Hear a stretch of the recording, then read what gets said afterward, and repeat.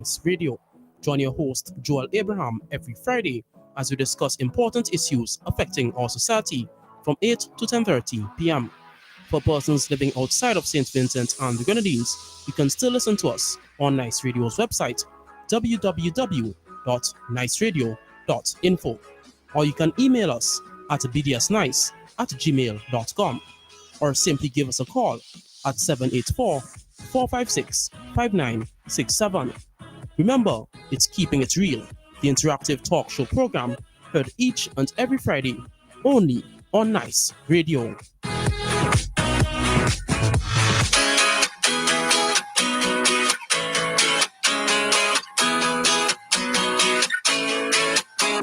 Keeping It Real is an interactive radio program heard only on Nice Radio. Join your host, Joel Abraham, every Friday as we discuss important issues affecting our society from 8 to 10:30 p.m. For persons living outside of St. Vincent and the Grenadines, you can still listen to us on Nice Radio's website, www.niceradio.info, or you can email us at bdsnice@gmail.com, or simply give us a call at 784-456-5967.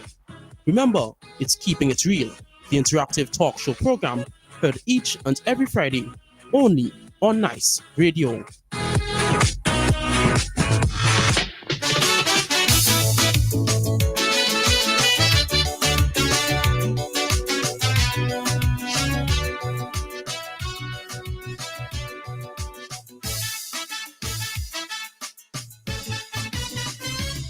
St. Vincent long ago was hailed the region's gem. Salaries were low, but life was still good then. Then drugs and crime showed up. That one man vowed he'll fix.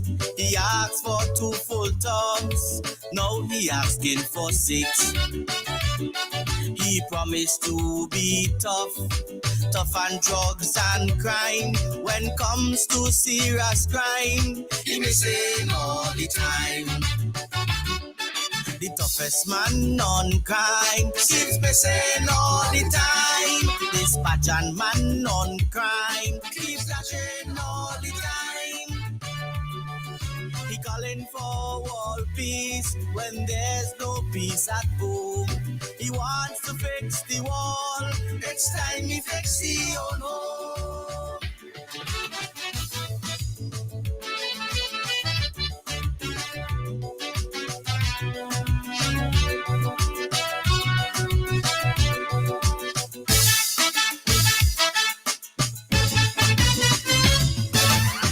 Years ago, no gangsters ruled the tongue, no high maintenance girls, no prostitution.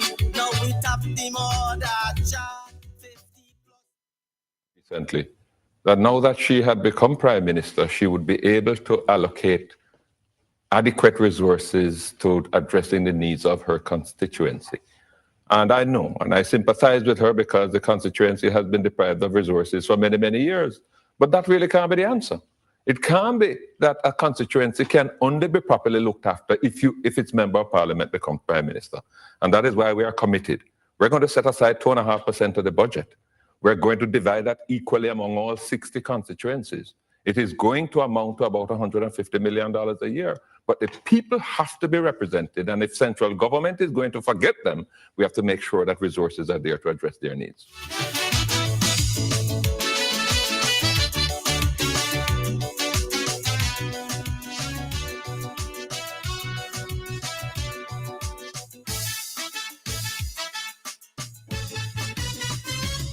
St. Vincent years ago, I was not even born when children drank cow's milk with arrowroot and corn. Good night, St. Vincent. It's Friday, 22nd of August, 2025. 1 more week of the summer vacation for the children. And you can see the hustle and the bustle taking place with children and parents trying to make the last few days before school commencing full or low.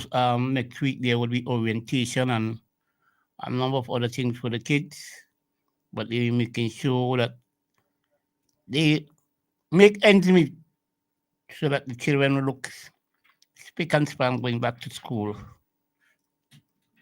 for the school year 2025-26, September to July. With the 3 weeks, these Christmas break, the Easter vacation, and then the final one, which is the summer. I wish them all the best, and I'm also sending out congratulations to all those who were successful in the various exams, KEEP and CSEC, and hope that they found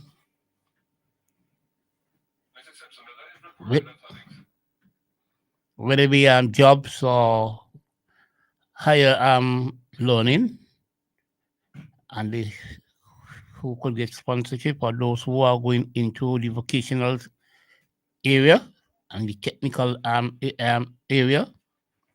I wish them all the best. And the new ones who have been moving up from preschool into kindergarten in the primary school, asking the teachers in that area to have a bit of patience with these students. Some may be high flyers, some may be a little bit too drawn and slow, but we can't paint everybody with the same brush. So we have to be patient, because some of them will be coming with some sleeping habits where they usually at the preschool, they would put them to sleep after lunch and all that, and to take a bit to work that out. And a lot of them are dealing with more visual than oral. So you have to get them out of the visual, because they're using a lot of the technology, television, and all that, computers, tablets. So get them into using their hand, their dexterity to improve the writing and all that. But you cannot rush them, because you have some already ready to go. But some will have to take the time. So you have to find ways and means to get to them. And you can't be talking about this thing about syllabus and syllabus and syllabus. That syllabus is causing too much demise to a lot of children. Whereby you're in a haste to complete, and then in completing, the children don't understand. So the importance is that the children grasp the basics, and then we move forward. I think we could go back to some of these old-time methods that used to happen after lunch, where you do a lot of oral teaching in every area. Fact, the tables, nursery rhymes and fables and those sort of things. Get them to think instead of forcing them into areas that they're not prepared properly for. And I guarantee you, the result further down will be far much improved. Now, there is so much to talk about. And I want to go back from a retrospect from 1998 to present. And I'm looking at the public service, and I'm looking at a number of aspects that is impacting on the public servants and workers as a whole in this country as to what transpired from 98 to present. I may not be able to complete the whole thing. So doing a number of programs going forward. expecting to continue in this area. And you could see the reason why certain things that are in the airwave now being said by people, you could see how it's connected. In 1998, we had a general election, but prior to that, we had a situation where the unions, the public service, and the teachers had forwarded a proposal to the government seeking for salary increase. And they were asking, the figure started off at 30%. And the government said they could not afford it. And there was a back and forth. And they had reached at 15%, and there was a stalemate. Because the government then said they could not afford the 15%. But then there was a number of issues that were impacting on workers, especially some nurses, some in the health sector. The nursing assistants were one such grouping, where you have a number of them who went to the school of nursing. They did 18 months. They got a certificate. But besides that, these workers, because they had a lot of migration in the nursing field, a lot of senior nurses were leaving as usual after they had done sometimes 15 years, 20 years. Some opportunity arise in England and America and those places. So they opt for so-called greener pastures.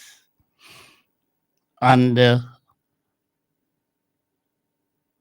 nursing assistants had to take up a lot of the strain, and they were not being remunerated properly. So when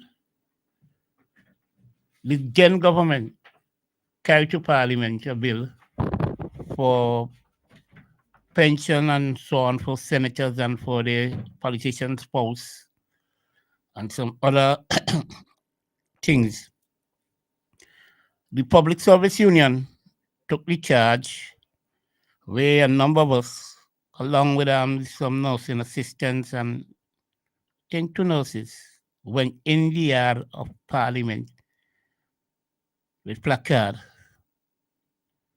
and demonstrated against the greedy bill, and also asking for the nursing assistants to be made pensionable and a number of other working conditions that were not being offered generally. It was stated that our present Prime Minister told the then Prime Minister, James Mitchell, if he see what is happening down there.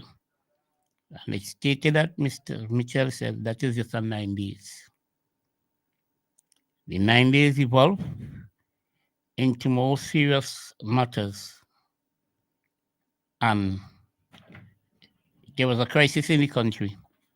But also, the general election, the Unity Labour Party, which was a merger between the MNU of Ralph Gonsalves, a 5% party, and the Labour Party, which was 95%. They formed a union and contested the 98 election, in which the Unity Labour Party got the most popular votes, but they did not get the seats, because our election is first past the poll. So the NDP got 8 seats to the 7 for the opposition. And then Vincent Beach, who was then leader prior before he handed over to Ralph Gonsalves, with some plea bargain that they made, said that how they would make the country ungovernable. And that statement has stayed this country up to present because the country is ungovernable based on the policy and the motto of the present regime. I could recall my grandmother used to say, be careful with the words that you use. They are very powerful. And I have seen where the patient have come home to roost with such words. We see the sort of crime and violence that is taking place in this country on a daily basis. And they never withdraw back that statement, and they were never able to address the situation in making the country ungovernable because they already had honcho in doing that. Because we block the road, we cause a lot of problems to the students who are writing exams and ill people trying to get to the hospital. And I can recall, because I was then first vice president of the Public Service Union. The president was Lansford Weeks and Glenn Jackson was the general secretary. And at that same time, the NDP had passed a bill where they were going to remove pension for civil servants. So all civil servants that was going to join the service, but they had put it whereby once you join the service in 95, you will be no longer getting pension from the consolidatory fund. All the pension would be under the NIS.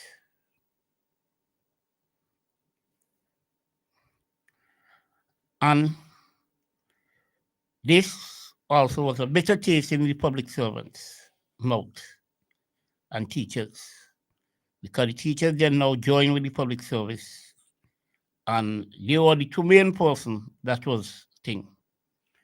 The CTAW were not of any big weight in the early aspect of this. Neither was the NWM. It was mainly the Public Service Union and teachers. Teachers' situation also too was with their collective agreement. Now we move forward, and the NDP had asked, the Prime Minister had asked the unions, mainly the public servants and teachers, to bring their legal advisors and come to resolve their situation. He would have removed the act where people would not have been pensionable, and a number of other things, and plus a number of things that we wanted, we could have got. But we were so agitated and not thinking in any proper way that politics influence us. And at Heritage Square, one of the leaders of the union stated that we don't want no more negotiation, we want election. The union were never politicians. Yes, we were involved in politics, but election is not for us. And the unions, many teachers and the public service, lose a golden opportunity for membership.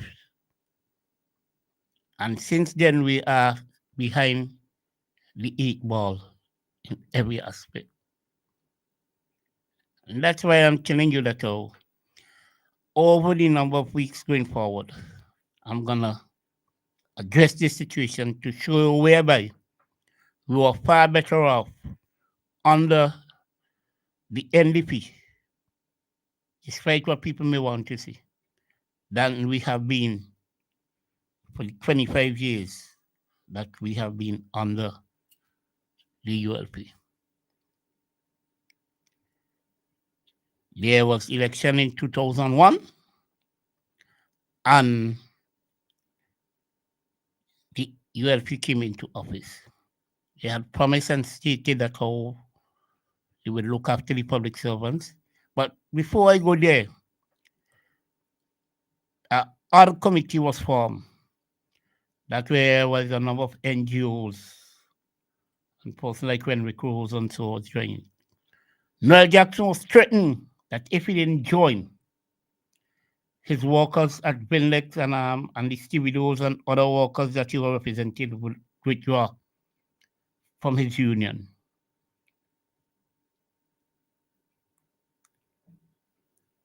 So his union, his working workers joined the whole thing long before he himself. Alice Mandeville and Lloyd Small, then Buns Bundy. Because Buns Bundy was once a minister of the NDP. So the unions had this going forward. But when come now for the final decision, when they went to Grenada, it was Mitchell and the then leader of the opposition, Ralph Gonsalves, who went down on Granhansby. And nobody else knew what the bargain is that they made, except that there would have been election in March in 2001. And as the story is, that's how it is up to present when the ULP got into office in 2001. Ralph said he received a bad hand, but in truth and in fact, when you analyze, the Treasury had money, and there were a number of projects that were on stream with money coming in that the country was not in the state that he had proposed it to be in. And one of the things that he started doing early, that we should have realized that he was far worse off than the past regime, is when he started firing simple persons and putting his people into position that they were not equipped in managing. And then a party manifesto start overruling the policy of the service and the law on a whole. And you had chaos and confusion that has controlled the public service, the NGOs, like the various statutory bodies and corporations, and its tentacle even reach into the public sector.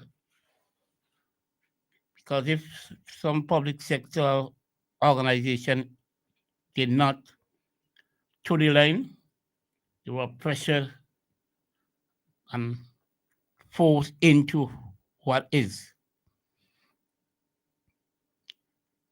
So you have a number of persons they put to be head of the various sector of the thing. Those positions were independent, but the person who they put in, few of them ever acted independently according to the act and the law that is governing them. I'm talking about like persons like the CPO, the Chief Personnel Officer, the Accountant General, the DPP,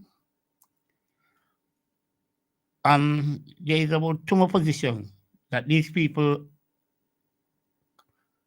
act independently, because politician go and politician comes, but the public service continue managing the country business. And public servants are not answerable to politicians. They are answerable to the Service Commission Board. But they put persons to manage the Public Service Board, which is I'm referring to the ULP. The NDP did likewise, but they were not atrocious and terrible as what transpired under this ULP. They had a system in place where promotion and appointment follow certain rules and regulations, but it was never adhered to. You had persons 25 years juniors of others who was far more qualified, experienced, and knowledgeable. And these 25-year-old young person will leapfrog over persons because they hold position within the party and were doing things outside the rules of the public service, and they were never ever brought to punish. They could have turned up to work at any times and all that. So now, the pigeon has come home to roost with these square pegs and round hole. They are trying to blame public servants now for not doing their job when they were told that the party policies and manifesto is what they should read to guide them in making decisions. And not the civil service rules and order, the financial store rules, and these other acts that are there to guide civil servants to stay within the four walls of their working condition. It's few civil servants I can brag and boast right now could tell you that how they know the civil service rules and order and how they should function. A phone call and tell you that how you are transferred. Under the old system, a letter would be sent to you that you are transferred to such and such and such because it is stated that how you are transferable. And the whole reason about the transfer can be explained, and you could have challenged it because that's your right. And this regime has been taken to court by the union far more than any other regime. And this government has lost at least 95% of all these cases that are taken to court of them abusing the workers. But yet still, they do not adhere, they do not pay cost, and it's just there. And they try all kind of gerrymandering by appealing and all these sort of things and just still making the whole process of justice. And then they still very hard to say that we are one of the better country when it comes to justice in the Caribbean. I can't see that. I can't see that when you are victimizing your subordinate for standing up for what is their right. And the one most of all that pains me is the COVID mandate. The COVID mandate. All over the world, such mandate that was being pushed was pulled back. And a lot of states within America, Canada, France, Australia, and I can go on, has lost such cases. But here it is, the one here in St. Vincent and the Grenadines. They lost, wrong one. The appeal was upheld, but they are questionable about the results. And then public servants and teachers and the police welfare chose to appeal to the Privy Council, which is our final appellate. But the matter cannot leave here so that the hearing can be heard, because this regime is fearful of what's gonna take place, because they know that how they don't have any foot to stand on with such case. And that has destroyed a lot of homes. It has destroyed family. It has destroyed children. It is painful to see that how a husband and wife out of a job and they have 3 children that they have to maintain. They had a mortgage you can't pay. Huh? All for what? Refusing to take something that was not proper into their system.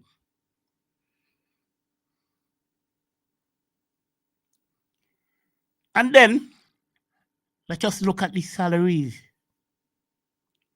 At no time at all has the public servants and teachers and police has been able to get a 10% increase of salary. And the most atrocious of all, after salary was frozen for 3 years, they were given a 0.5%, a 0.5% retroactive for 6 months. And these are the sort of things why the higher ups were far better off. They tried their hand at reclassification, and it was a failure. It caused all sorts of confusion in the service.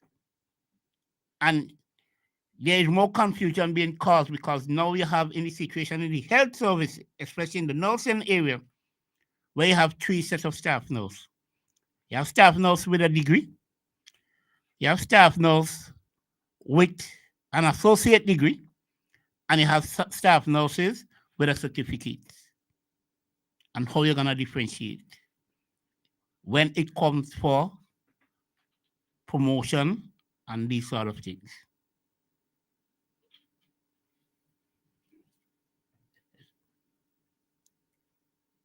So they keep on meddling and creating problems. Then you have a lot of persons on boards for these statutory bodies, and the workers are feeling it. Could you imagine you're working in an enterprise and you already work 30 years. You maybe have about another 5 to 7 years US left, and you are not pensionable. And the one pension that you're getting from the NIS cannot suffice. I had a discussion with a teacher earlier this week. I want you to tell me that when she went to NIS, because she was teaching for the past 40 years.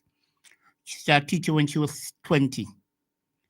And she told me that her pension from the NIS is $248 a fortnight. $496 a month for 40 years. I can't believe. I can't believe. And this is what this president regime is thumping the chest and bragging about. All of a sudden, they gone silent on pension reform. But at the end of the day, some of them are going about in the various communities and begging their constituents to vote for them so that they can get their pension. I see these constituencies where you have first-timers running, should ensure that such don't happen. Let them go and sweat like how they have workers suffering without pension and what little that they are getting from NS, because some of them, when they go by NS, they hardly could get anything. Hardly anything. because you're telling them we have increased the contribution, and because of the limited work, they did not meet the criteria to get a pension from the NIS. So this area that I'm dealing with will continue. So I would hold for now. And in between, I will come back with little tidbit that I need to see tonight.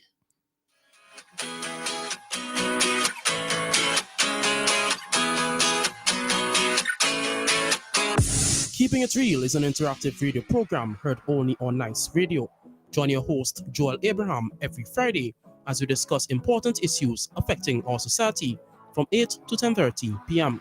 For persons living outside of St. Vincent and the Grenadines, you can still listen to us on Nice Radio's website, www.niceradio.info, or you can email us at bdsnice@gmail.com, or simply give us a call at 784-456-5967.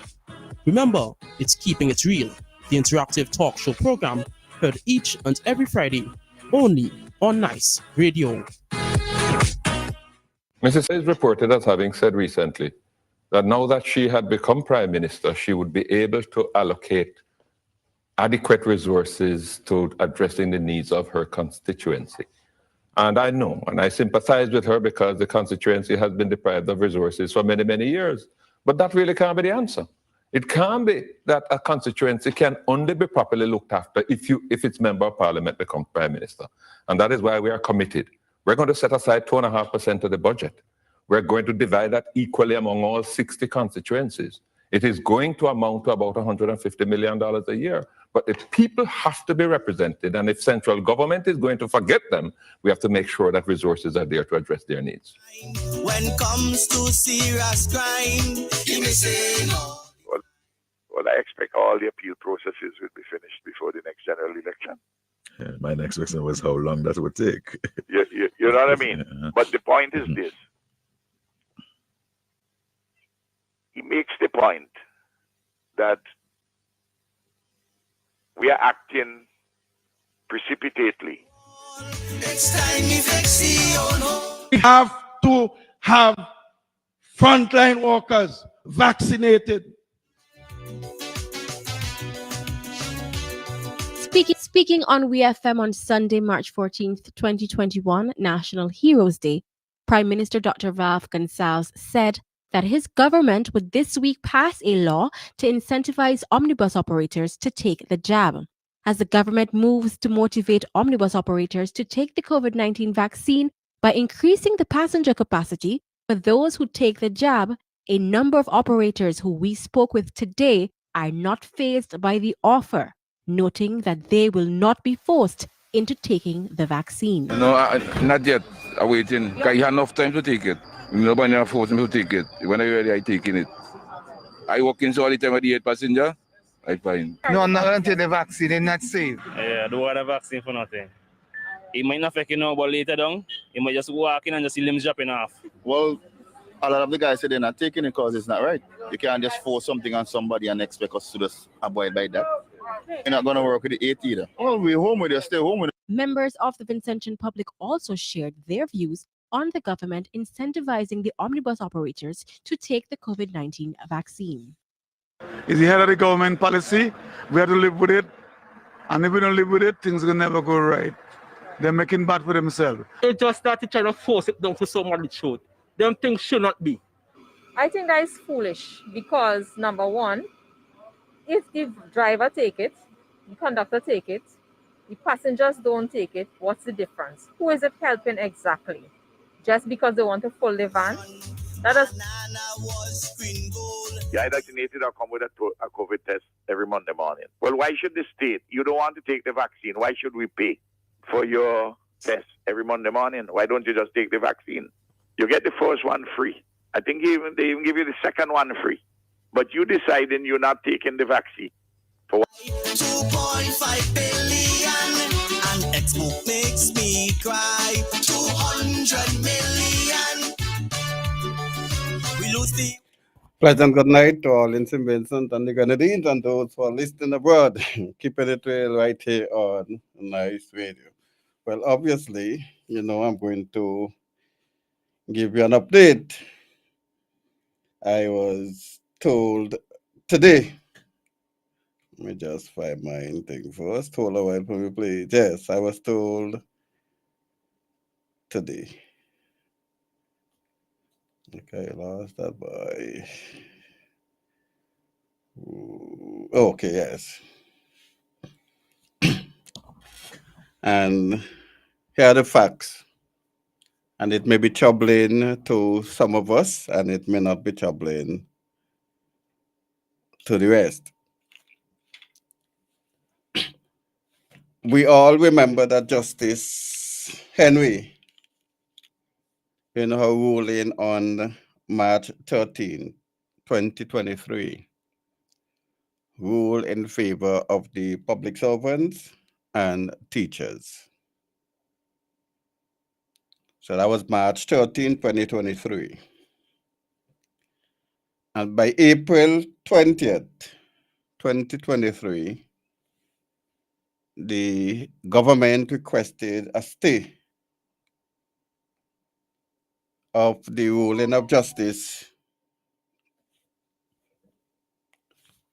a stay of Justice Henry ruling to appeal the matter to the Court of Appeal, and the stay was granted on April 20th, 2023 by the Court of Appeal.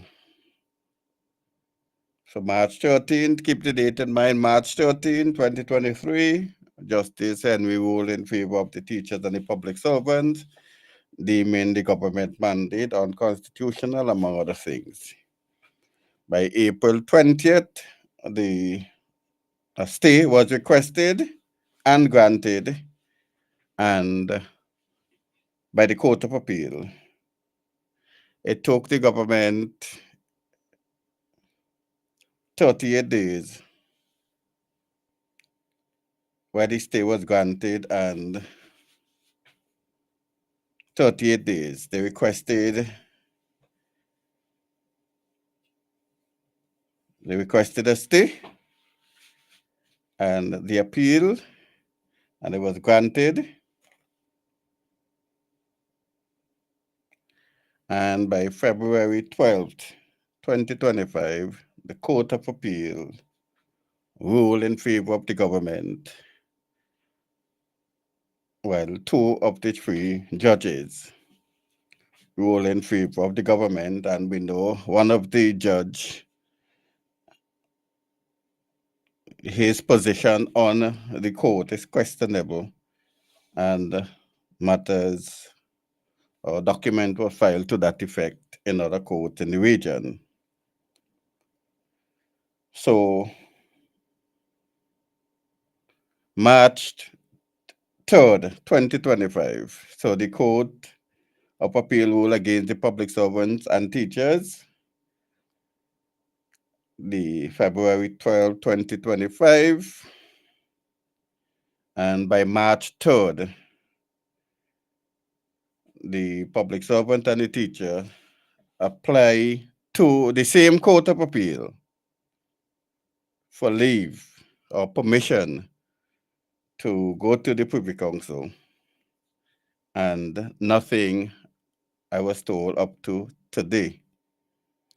And today mark 172 days since the appeal were requested for leave to apply to the Privy Council, appeal to the Privy Council, which is our final court, and that appeal, that application has not been adhered to in terms of giving the leave to the teachers and the public servant. That is, in my opinion, unfair.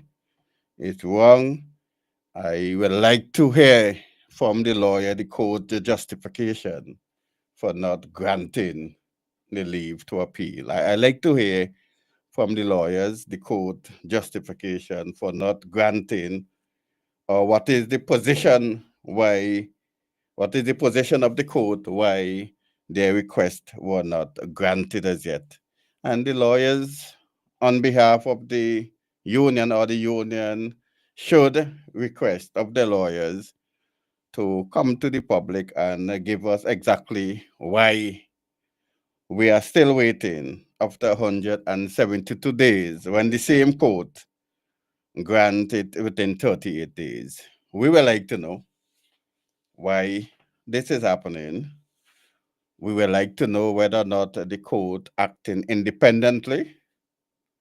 We'd like to know whether or not the court involved in other things that they ought not to be involved in granting the simple leave or giving permission for the public servants and the teachers to appeal to, and that is their right, to appeal just like how the government, and I indicate that the government had a right, if they so desire to appeal. In my position, I do think that they should appeal against their own people, but that is their right to appeal, just like how the teachers and the public servants have a right to appeal also.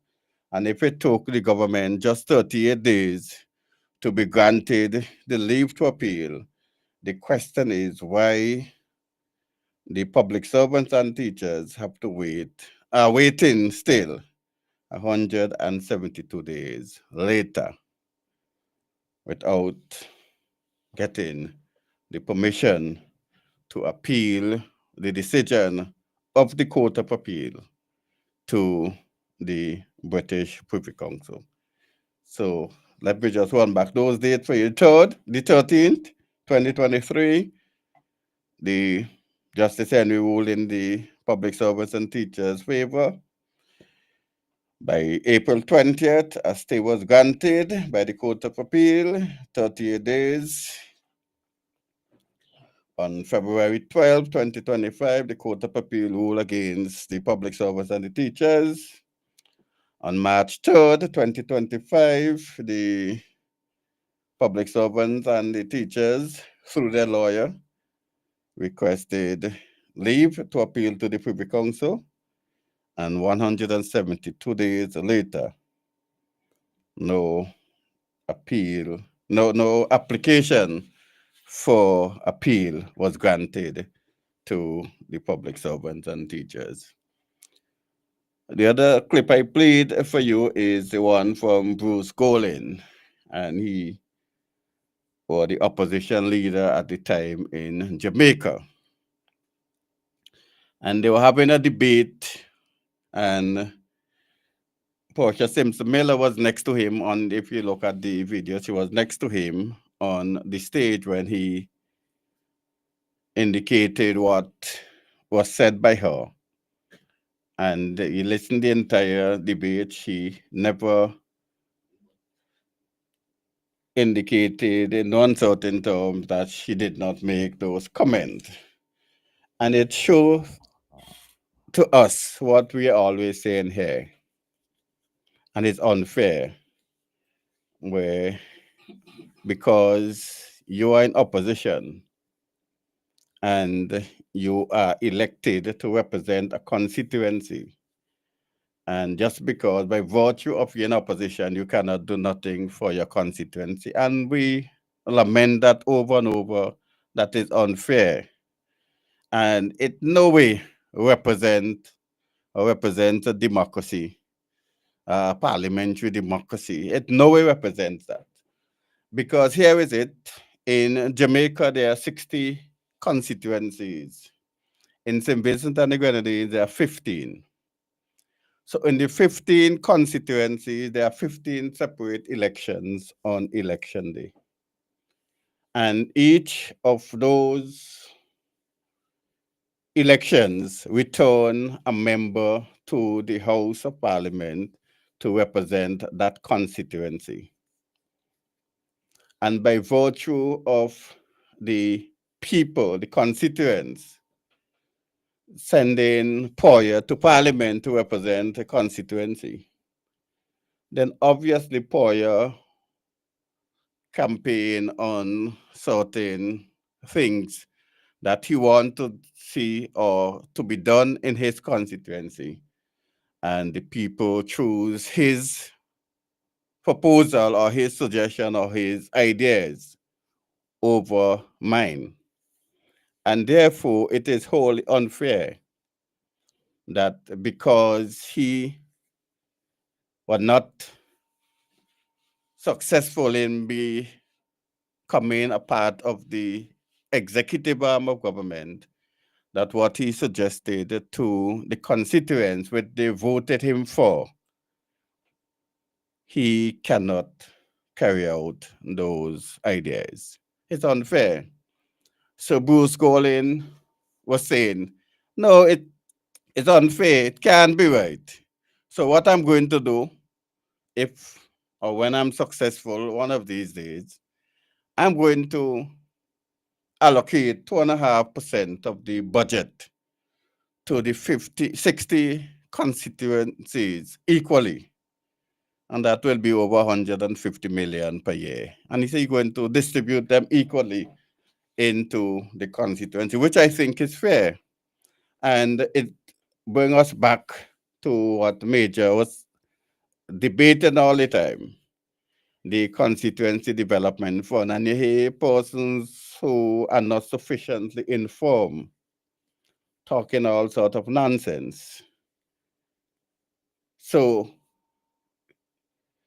it can and ought to be done. Not because you're not a part of the executive arm of government, that doesn't mean you're not a part of the government, because you're part of the legislative arm of government, and each member of parliament, by virtue of being elected by your constituents, are equal. And the nonsense I see does happen in the House from time to time, while the Prime Minister may be the leader of government business in the House, he's not in charge of the House. The Speaker is in charge of the House, and it appeared to me, it not appeared to me, the Speaker is one-sided. The only Speaker I know tried to exercise some balance is Jomo Thomas.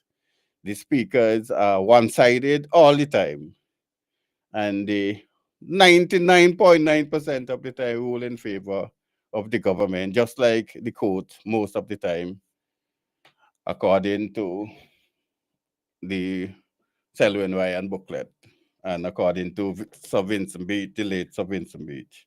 So that is a problem we have to correct also, that when you are elected in parliament, each parliamentarian have the same right and same powers. The only thing that the opposition parliamentarian cannot do without the blessings or with the assistance of a member of cabinet is take bills to parliament with spending measures. And that is why I am so disappointed with the vote of no confidence and the way in which it turned out, because that is also protection or constitutional provision where the opposition can seek to remove government, the executive arm of government, legally, is by having a no confidence motion. And last but not least, I'm going to deal with some issue relating to crime. And I get this stats is taken from Eyewitness News, I think it's 2018 when they were having a symposium. I'm not going to read the whole thing, So while St. Vincent and the Grenadines recorded record level of killing in 2016 and 2017, Prime Minister Gonsalves said this does not mean that a trend has started. It is too early to assert that the new high for both reported murders and the number associated by gunshot wounds represent a trend. It is important, however, that the number for 2016 and 2017 do not become quote unquote the new norms. So I'm going to skip down. Gonzab said that in the years between 1990 and 2022 or thereabout. So I want you to remember those dates. The date 1990 and 2020 and 22 or thereabout, the number of murders ranged between the teens and the 20s. In the 13 years between 2023 and 2025, the annual number of reported murders were as follows. So we're going from 23, 11,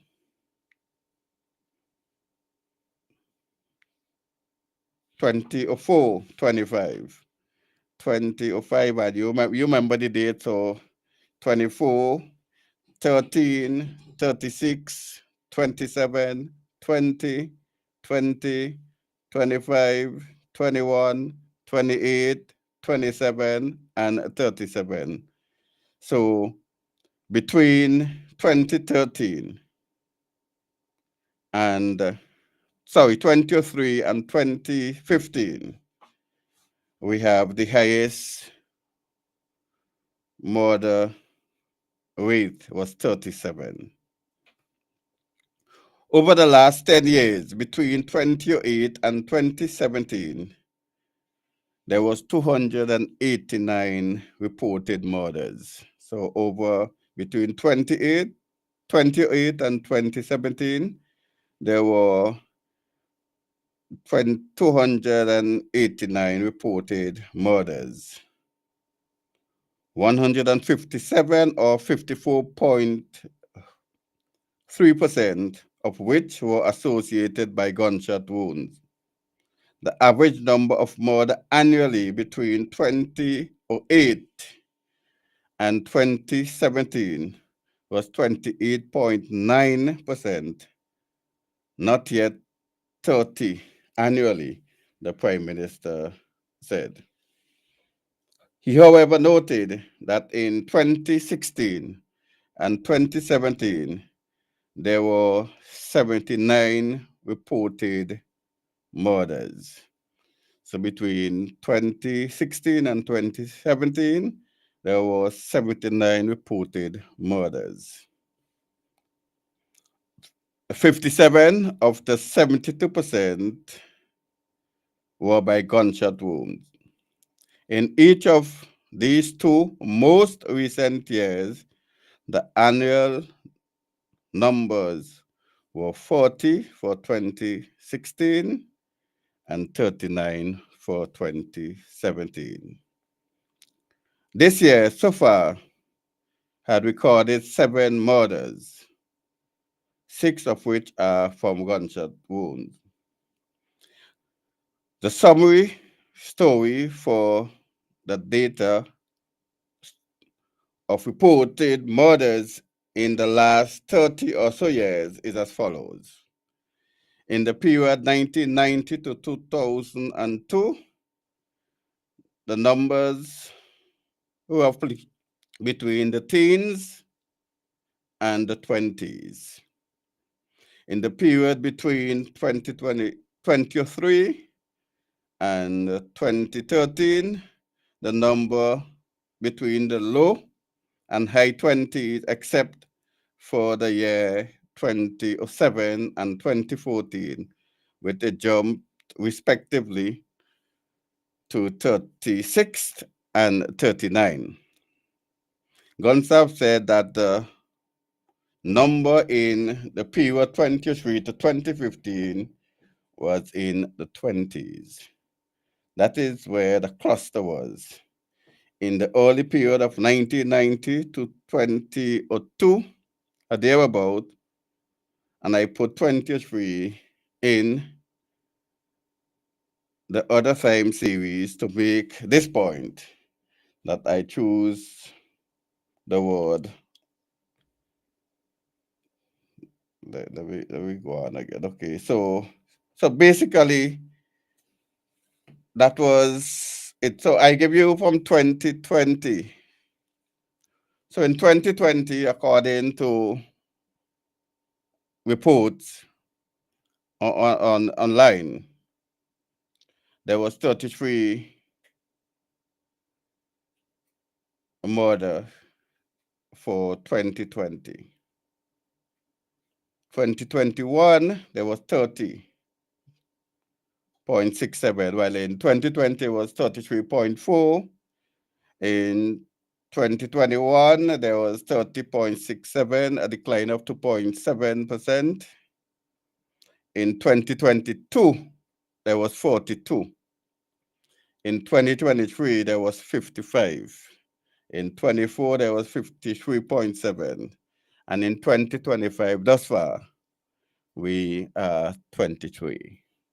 There must be something that we can do to deal with the prevention, because it's okay to apprehend, it's okay to arrest an individual and even take him to court. But the successful rate of conviction, are we doing our work right?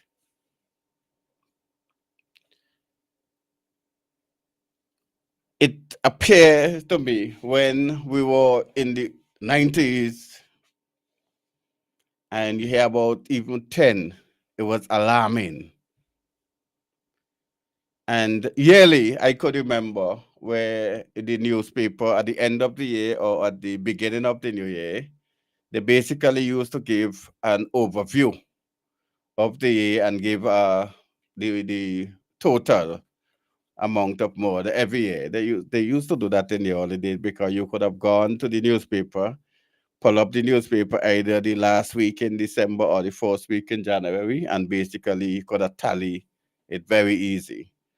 And it appears that it's a little more difficult to do now, because I saw a commentator online were asking the question, if we stop give the murder rate for the year, and somebody answered him and told him it was 23 with the last murder that we had in Pause. That I know some people want me to say homicide, but with the last murder we had in Pause. So we had 33 in 2020.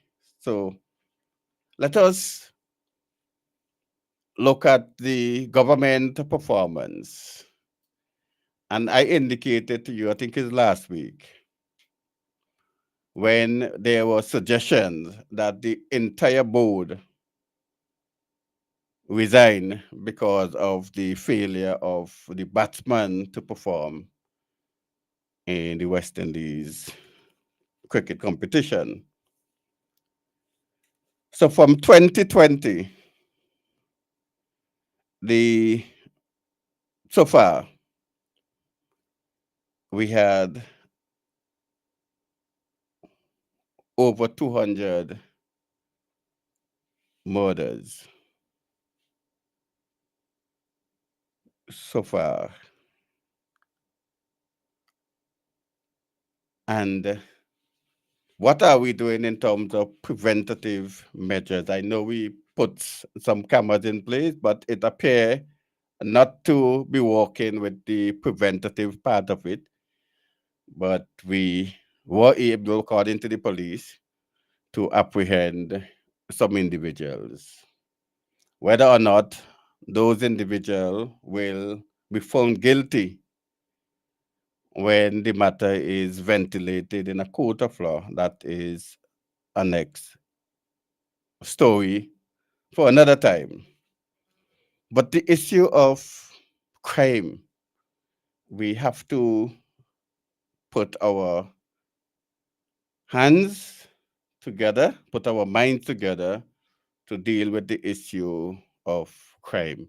And if you read that article in the Eyewitness News from 2018, you will see that the Christian Council used to be a part in terms of walking along to find solution. I haven't heard from them for a long time on any issue for that matter.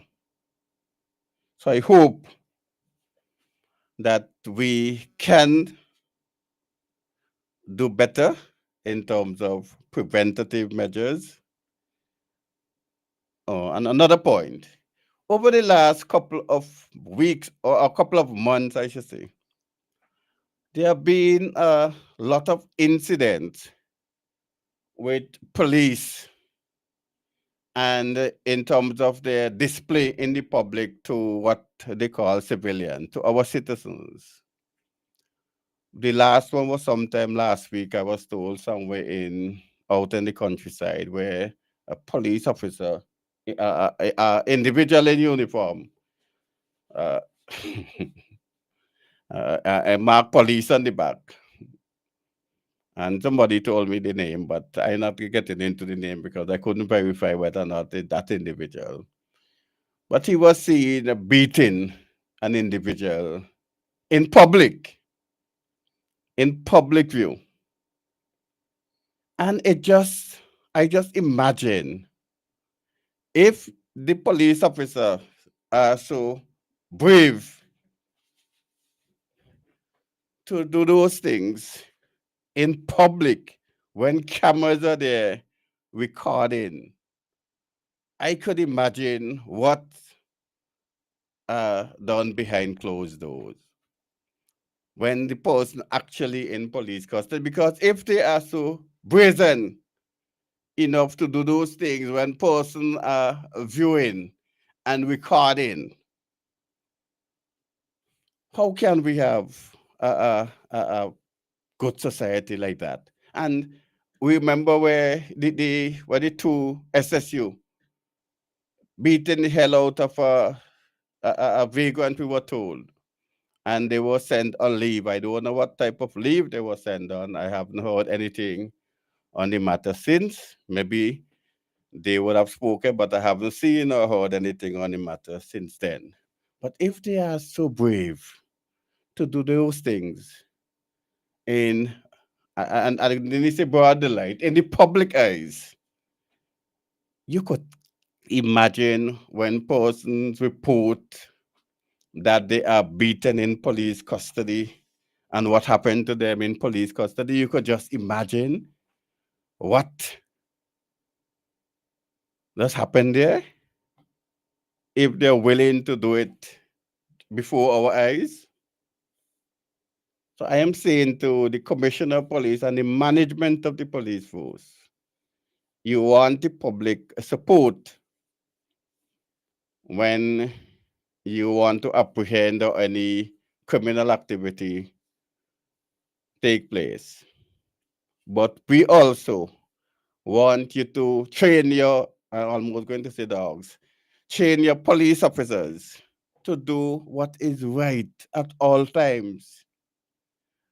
So if a person commits an offense, then arrest him, charge him, or him or her.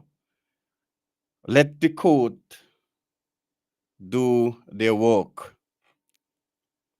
Yes, there are incidences where you are permitted to use reasonable force. According to the law, you can use reasonable force. But those things that we view from time to time, where basically the persons in most cases are helpless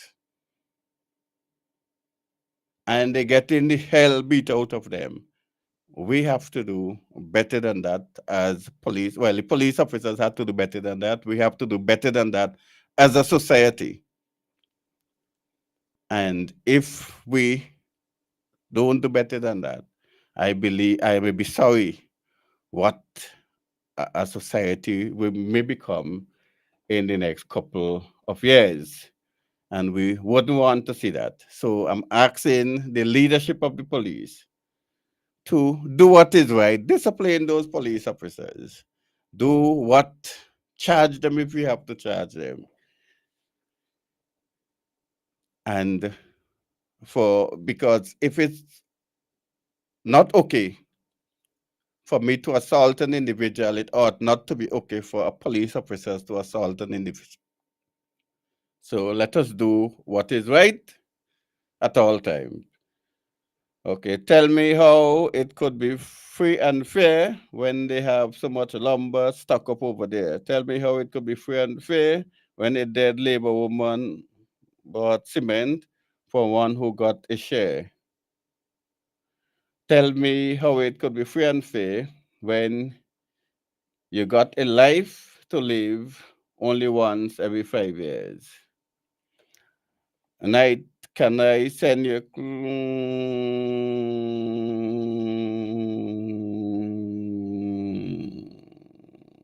Yes, I think I have that already. If you want me to play it, I may play it later. But yes, so the person has to take a send the clip in relation to Rush John and what transpired in the Oscar Alain Memorial Lecture. Yes, I have it. So I could play it later if you so desire.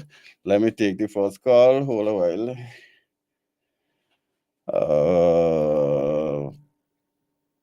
Pleasant good night. Hey, good night. Good night. Good night. Good night. Good night, Father Abraham. Good night. Boy, Good night. it's not easy to listen every Friday night when you give the details of what is happening in this country. It's not easy to listen to that, you know. And like, I am asking myself, who's going to change it? Some of those people who in authority said we'll make the country ungovernable. Didn't they? Yes. They say we'll make the country ungovernable. Right?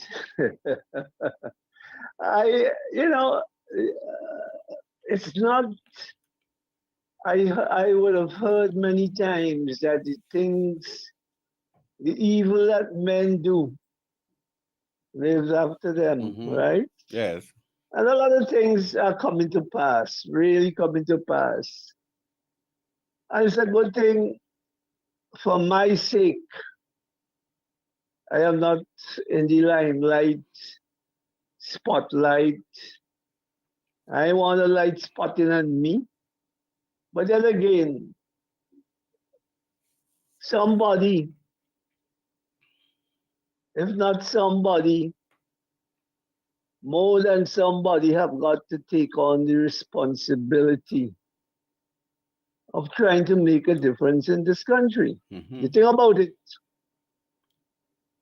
If only I alone can see, and my vision is so good now as a diabetic, you know, if I alone could see, well, what happened to the others then? I mean, it's a painful thing, you know. Listen, and I really love this program, and let me commend you and Poya. I listened to Poya all year on, and when I remember Poya was a former ULP supporter.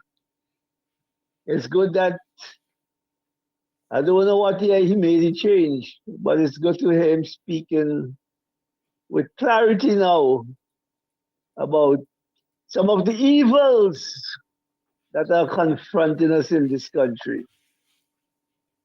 But then again, some of us love to, some of us love the wrong things for whatever reason. I remember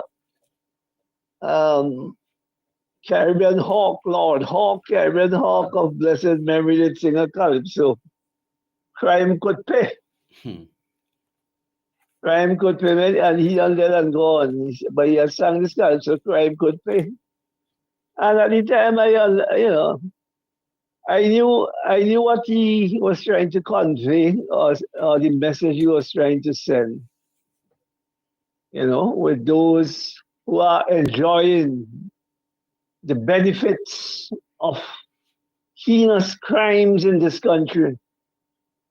You know, how could you I mean, I can't make you, Abraham. I can't make nobody. But you could just take out somebody like that for some selfish reason.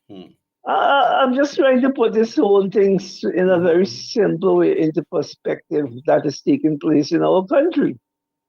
And the real people, not that I'm promoting, the real people, the real wicked people, we're afraid to touch them, or we're afraid to challenge them. Look at the kind of people who get in gunned down and what's not. I mean, I know they say birds of a feather flock together.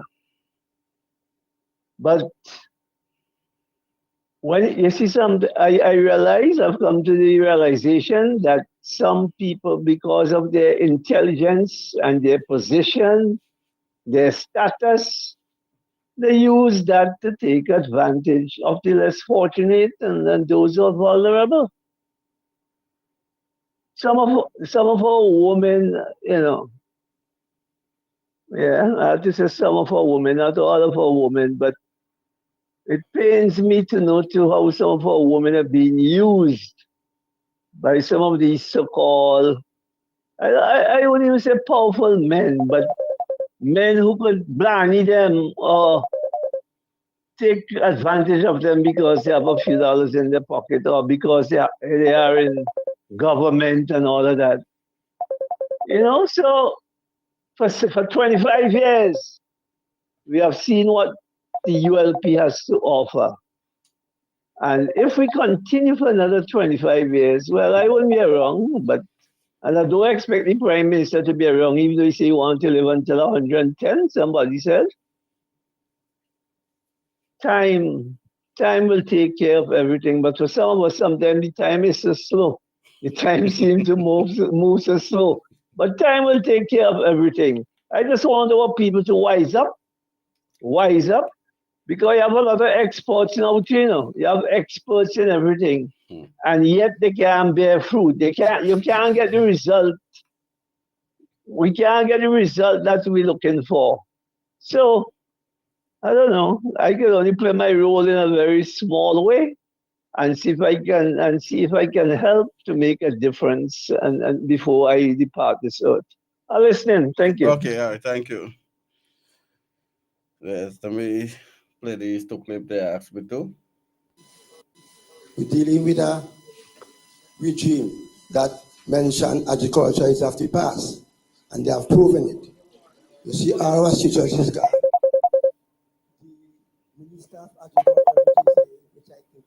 That's all I let me play. Use agriculture, give him scholarship to go to school and working for agriculture, and he destroying agriculture because let me not take it to that level, that personal level. Our country is badly managed by the regime. Agriculture is gone. Yeah. Totally. Sabutunara. You know what I'm saying? And it is very difficult for we to bring back agriculture under this management. Because this management want we import everything, turn our agriculture land into like carries, give them way to tourism, our top farming, marijuana industry, give it to the white people, them Renault and Kelly Glass and all those big guys and the traditional farmers and down the drain. It's ridiculous. Remember, we're not having a political meeting, eh? Not political meeting. So let me take it to that level. The reality thing. Because we can't do the reality of this stuff. Yes. You will not get the solution. And if you have the bad management, how can you get the solution?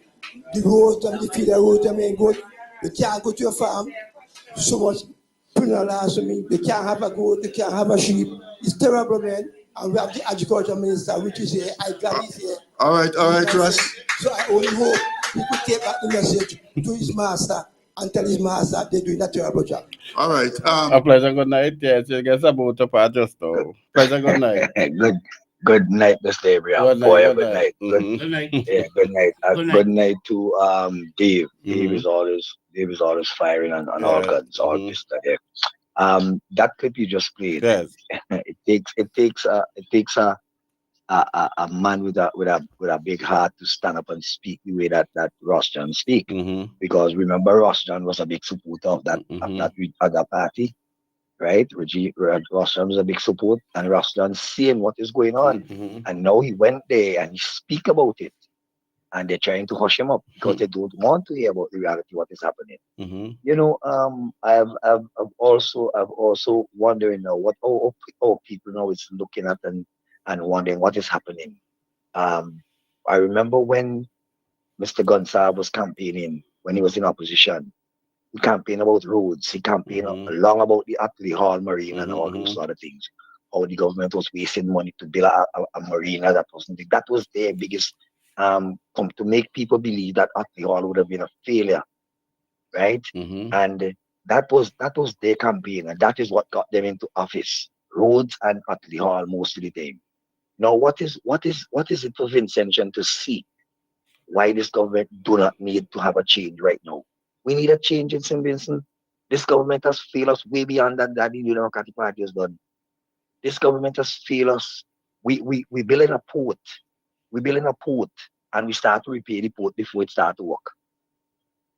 The port ain't start working it and we start building and asking for more money. You know, and you know why the reason why we need a change, Mr. Abraham? We need a change so that we could bring all checks and balance to see. We're gonna see, you know, bring all checks and balance to see all these monies that these people are asking for. Where has it gone? Where have it disappeared to? And the New Democratic Party within government will finish the project because we can't leave it there. The New Democratic Party is a government that will do projects and build on projects that will uplift St. Vincent. Not like this government who go there and meet government projects and leave them to deteriorate and think that is helping the country and building the country. We can't build our country while we meet something there and you want to leave it to deteriorate and start building again. Then we're not getting nowhere. I went to St. Lucia the other day, and when I look at the Rodney Bay, in St. Lucia, it's a whole different complete look than if you're looking in Kingston. I don't know if you ever been to Rodney Bay, but if you see the Rodney Bay area, and people who have been to Rodney Bay, if you see Rodney Bay area where all the yachts and big power boats and so going up, and every day in Rodney Bay, a catamaran is going out at party and weddings and all sorts of things going out, on night cruises and all sorts of things. St. Lucia is way beyond St. Vincent. Way beyond. And what are we doing? We are holding on to this government here that who is putting a hook, who said to Vincentian, he's putting a hook in the gill of the nation. Not the fish, you know, the hook of the nation. Because the nation is more bigger than this fish. And for this man to put a hook in us, what does he mean by that? You played some clip with him there a while ago. And can't we, are we that dumb? Can't we break the chains? We celebrate Emancipation Day. What is celebrating Emancipation Day about? Is putting chains back in our foot or breaking the chains so we can be free? And this guy wants to have us now. I'm hearing clips on other stations and I'm hearing talks about things that his son is writing and so forth. Yeah, what is going on? Is this to hush Vincentians up and to get us more scared? And this son is not in politics. This son is not in office, in government. So how does he get the power to speak out like that? And I could remember people on the opposition speaking out on things that is happening and being locked up. This morning, Kenson King speak about a lot of things that happened to him. When he speak out, what happened to him? I heard you mention a while ago about the vaccine and all sorts of things. During that vaccine mandate and all sorts of things, I was a victim of a lash in my face by a baton. The same day the Prime Minister cried to his boss head. My lash that I got was worse, way worse than the Prime Minister. Way worse because I was in a concussion for at least 3 months. I didn't know myself. Thank God to my children, my girlfriend, my great friends and so forth. You know, and I am here from Dr. Murray. If it wasn't for Dr. Murray, where I might have been today, I might have been in the mental health because for the advice that Dr. Murray gave to my children, and they told me, and then he spoke to me when I go in and see him. I had to do what he said. He said your brain cells are scattered. Right now, your brain cell is scattered like a puzzle. You have to go back, way back when you was very small and start to think when you were a little boy coming up. And as you start doing that, the pieces will go back together. Okay. That's how I come back to know myself. The same Dr. Murray that this government tried to victimize with his lands and so forth. So Vincentians, we have to open our eyes. This is an opportunity that coming for our people to take back St. Vincent, and let's rescue St. Vincent from where it's going. Let's float. Let's drop the buoys, which is the New Democratic Party candidates. They're the buoys that will float back this country. Those are the buoys, people who are going to go into your constituency and represent you. I know Mrs. Velox is going to do a good job in East St. George. And we in East St. George are with her 1,000,000%. And we will not stop going with her. Because you only look at East St. George, that has been the project been running, because they want to win back that constituency so bad. How long that road has been fixing? How long has they been doing that road in East St. George? How long have they been working there? But they can't clear the gutter that is running down by the man who represents East St. George. The gutter that's running down there, it's filthy, it stink, it's real mosquito. They can't send a front end loader to move that gutter front and let the water escape out into the ocean and get that musky water that is there, stagnant water that is there. What kind of representation is he giving? He is not representing East St. George. He is not. And we need somebody there who would look out for our interests and our children and great-grandchildren's interests. And we have to make a change in order to do so. You're saying that the New Democratic Party don't have candidates to run? How could you judge that? How can you judge that? They have not got their chance. The Prime Minister asked for his chance when he was campaigning. They block roads. The New Democratic Party is not going to block roads. We want people to move to the works freely. But we need to put the New Democratic Party in office and give them their chance now and let them prove to themselves what they can do. Major Lee Cup made a speech in a meeting some time ago. And that was a killing in Paulslat again recently. At Paulslat, right in front of Boom office, was a work of the Boom radio station. We didn't hear the Prime Minister come out and make a speech about that. Mr. Leacock went at a meeting and made a speech. And it was a masterpiece. It was a speech of a prime ministerial speech, because he reached out and he knew what the effect it had on the parents and the loved one of that person. And we don't have, our prime minister is not going out and coming out to the people. He is only a man to put off a show. I see him on a video say Platin woman, hey, Platin girls, hey. What our prime minister doing that Platin girls, hey? We don't want the prime minister to go in with the Platin girls, hey? We need a prime minister to come out and deal with the people and the issues of St. Vincent and the Grenadines. And that is what we have to vote for. I have my children and I'm talking to them daily. They are young and I want to see they do the right thing. Don't make nobody come and put nothing in front of your face and tell you, look, take this, or offer you nothing.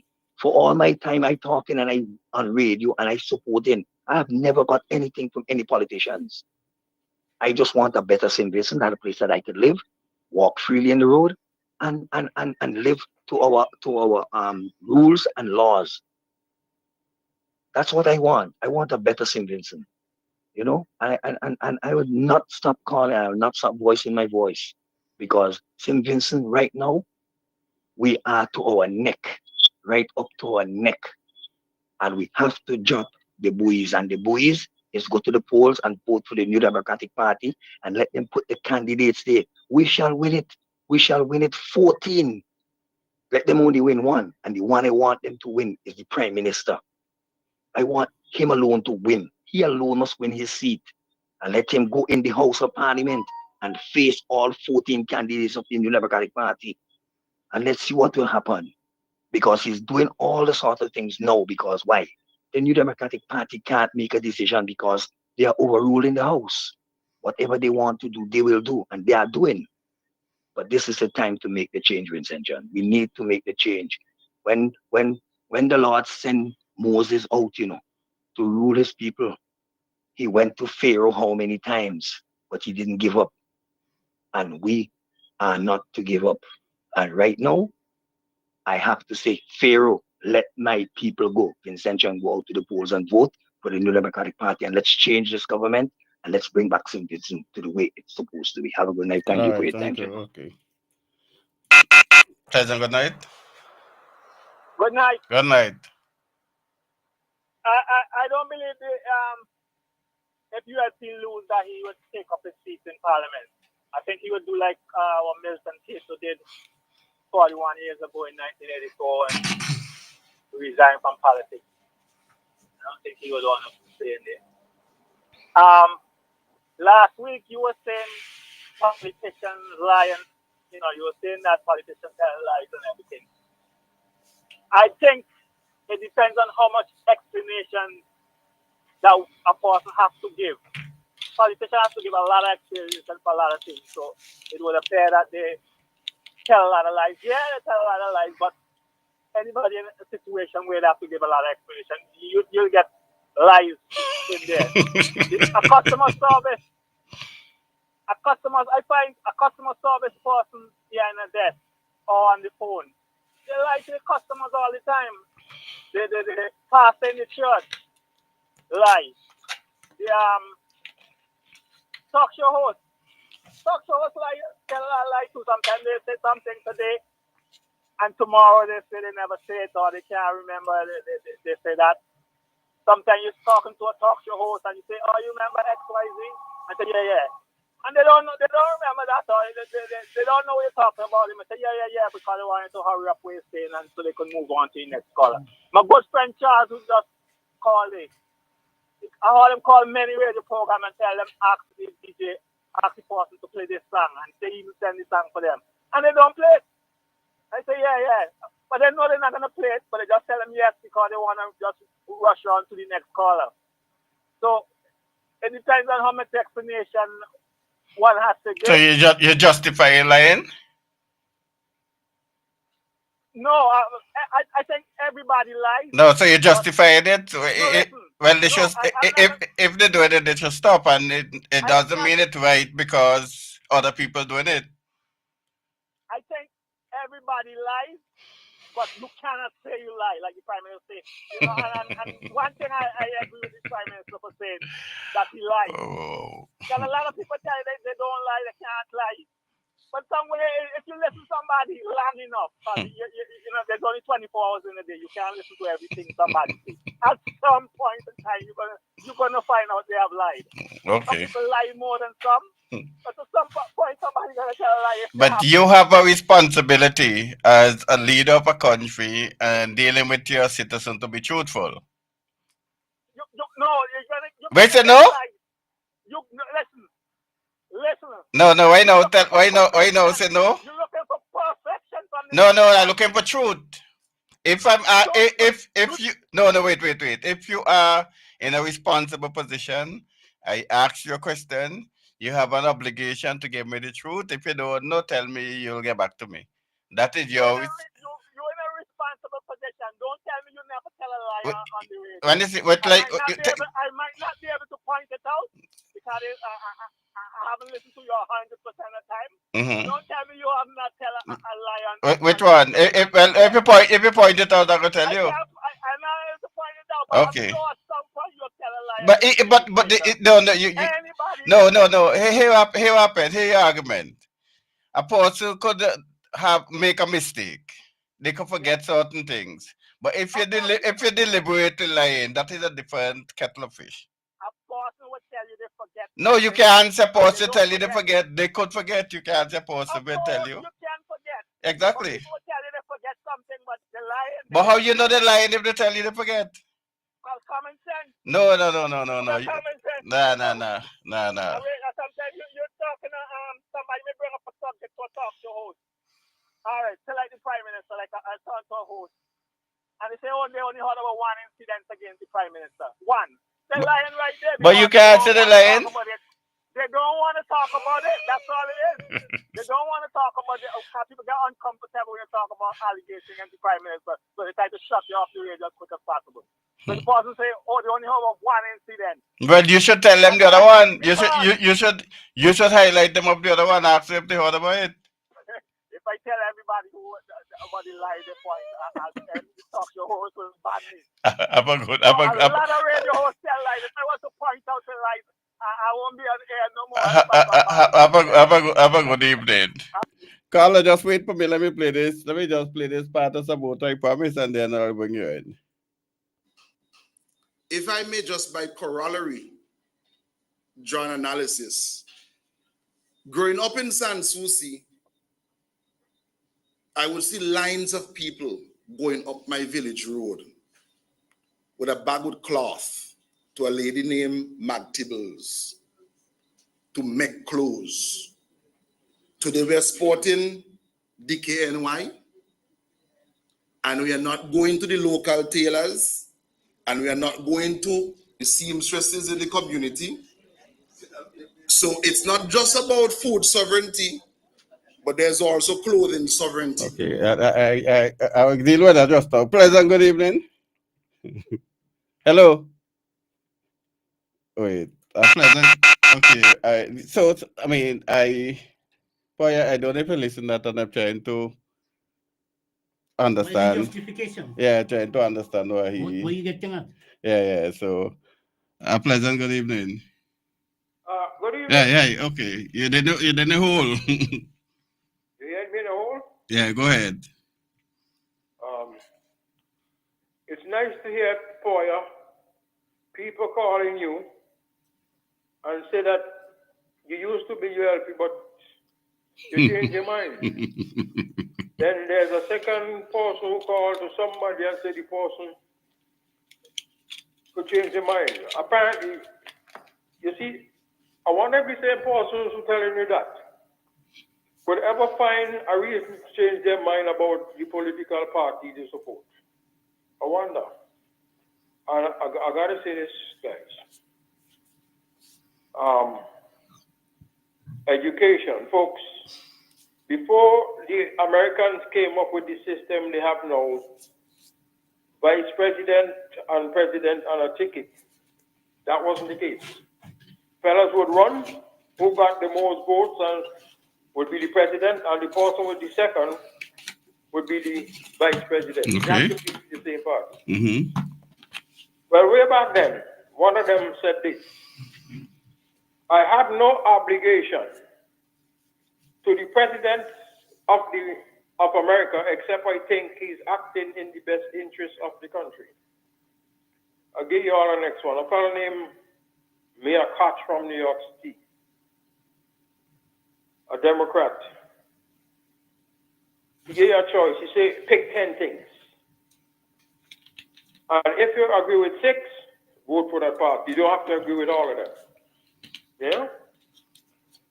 But some people don't seem to get that.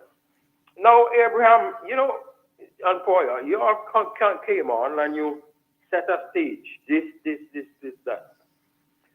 Except for the fellow before there, these fellas, like they never heard what you guys start up with. They never heard. You played some tapes there with Ralph and the vaccine, and you got to send me that one with the taxi guys. I never had that. Okay. But here's something. You know what you need to do? You see when you play them? Mm-hmm. Somebody think the fellow with McCullough in addressing Congress, you have to play that. Okay. When these minivan drivers and say, me ain't taking none. Mm-hmm. And you have this guy saying you must take this and offering you all kind of bribe. You have to show these taxi guys that they had more sense than the university types.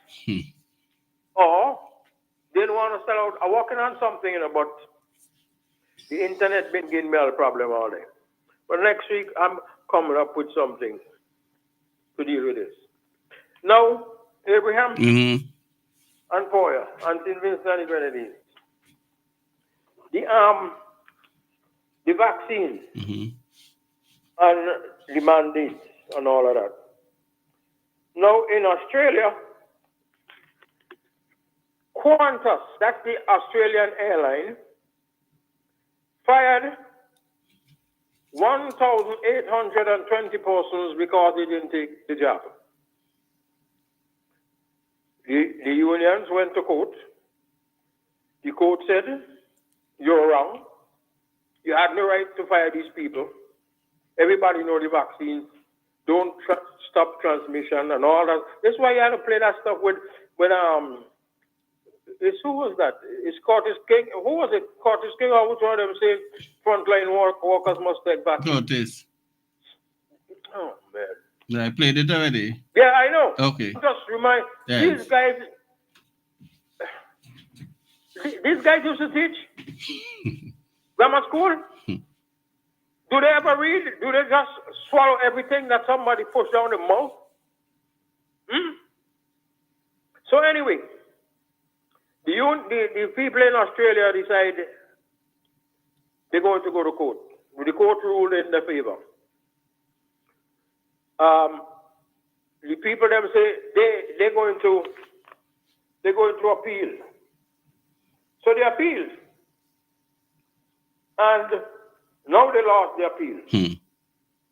So this week, the 18th, the judge again ruled against them. But CNN can't get the story right. Qantas to pay a record fine of $58 million for pandemic sackings criticized by judge. But CNN ain't got it right. It's not 90, it's not 58. It is 98 million in one case and 120 in the same case. Because in December, Qantas decided they're going to set up a fund of $120 million for these people. Well, the court just ruled on the 18th of August. A court ordered Australia's largest airline, Qantas Airways, on Monday to pay a record fine of $90 million.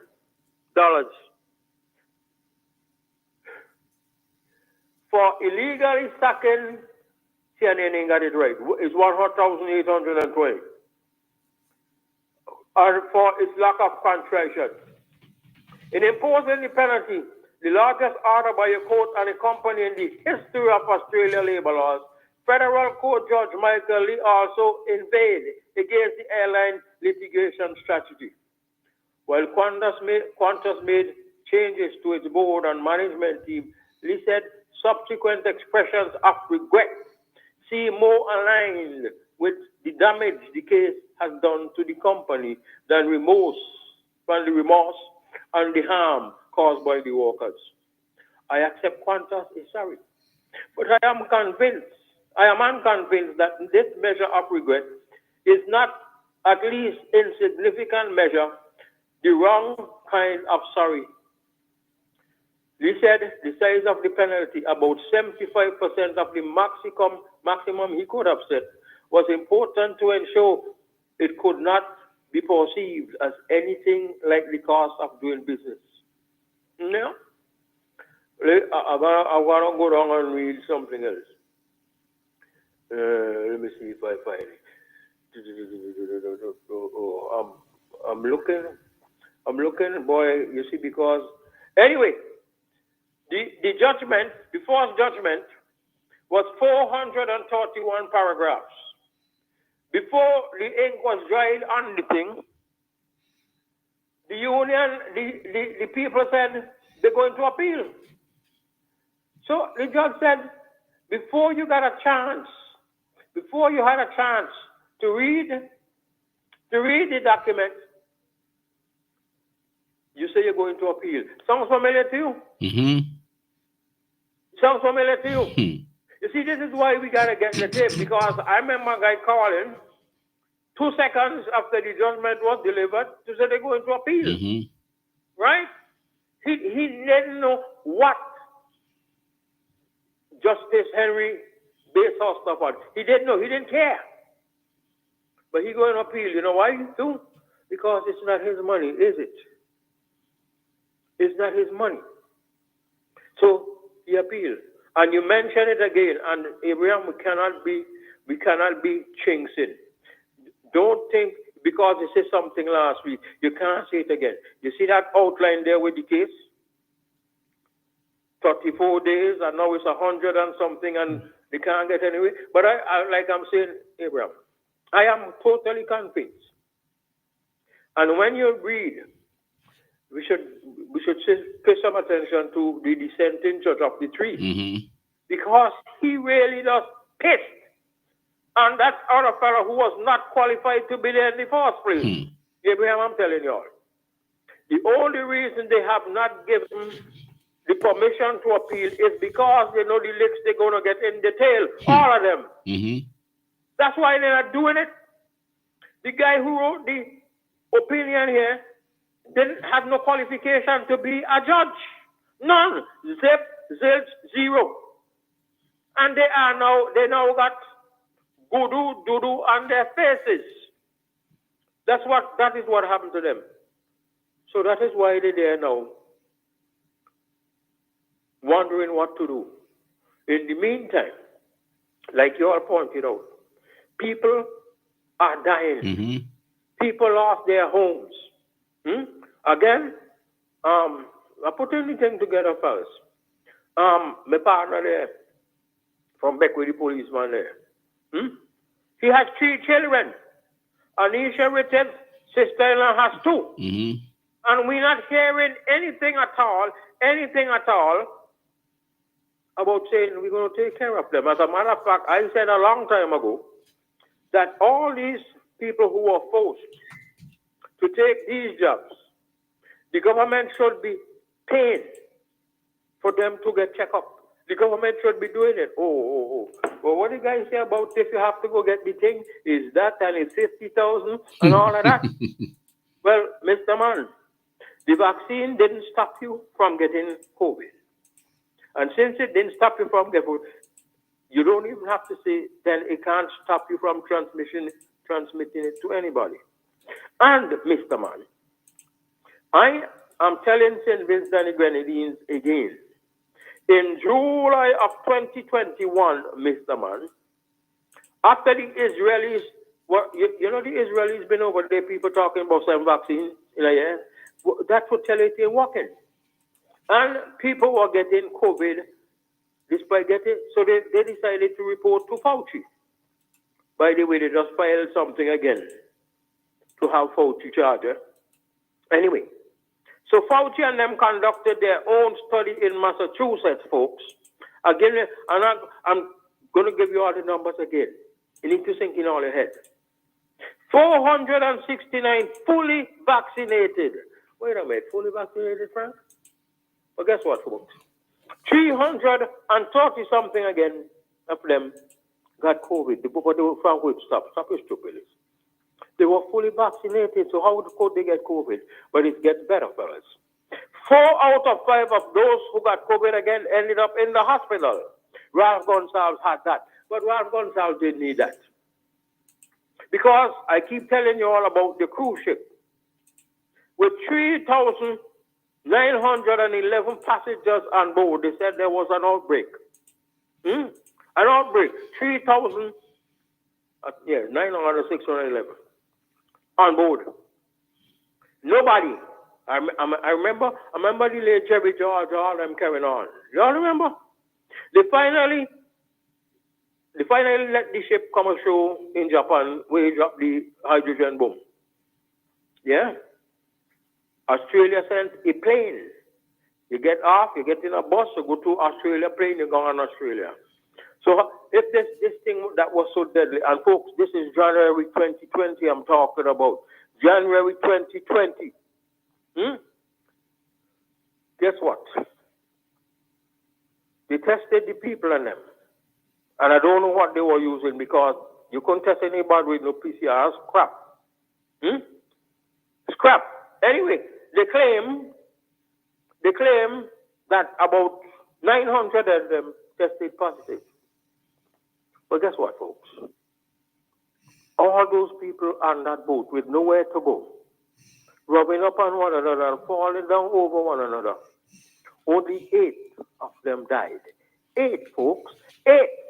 And guess what? The average age of all those who died was 82. The average age of the people on the ship was 68. If this is January 2020, how in God's name is the World Health Organization telling us stupidness about pandemic? Change the definition, folks. And guess what? The Bright University boy in St. Vincent had all that information. I'm putting stuff together, you know. Brother Leacock, you remember that thing you said? Was he mocking you? Well, I got him mocking you. But I got him saying nobody ain't getting COVID. Nobody ain't getting COVID. No, I got Rob saying so, Leacock. Nobody ain't getting COVID. Not frontline workers, not nobody. How could that same man in January 2021 start stripping this after he had meeting with Bill Gates? Force people.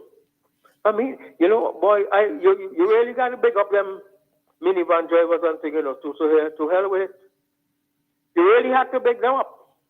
You had to big them up. They had more brains. No, more common sense. You know, I got a tape here with somebody saying people go to university and come back more stupid. Oh, and by the crime thing, I don't go on long enough already. But guess what, folks?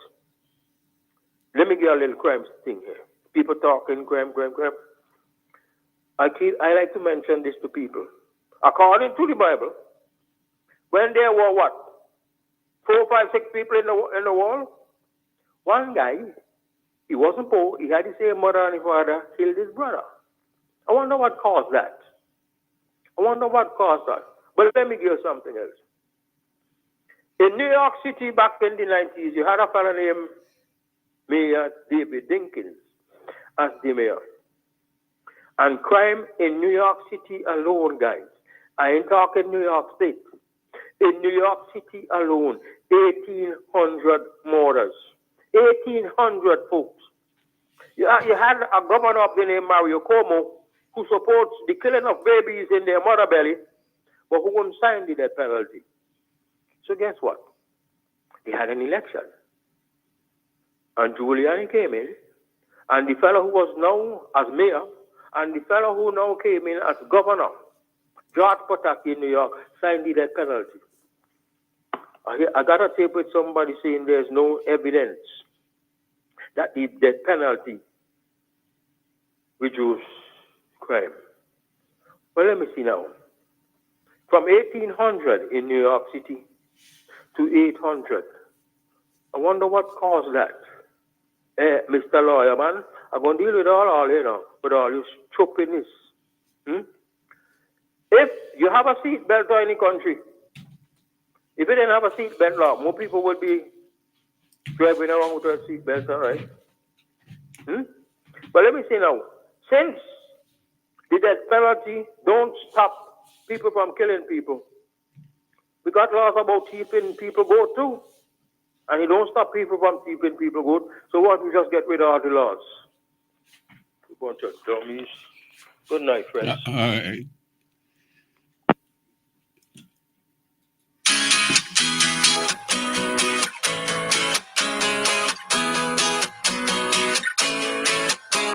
Keeping It Real is an interactive radio program heard only on Nice Radio.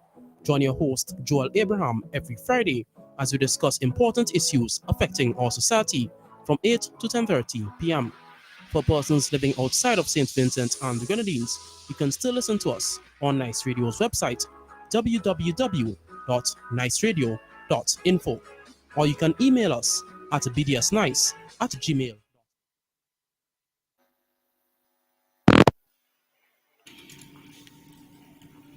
Good night. Hey, good night, Abraham. Good night. Good night for you. Abraham, I was listening to a piece of news sometime last week where like some police women also had some kind of discussion about rape and sexual assault.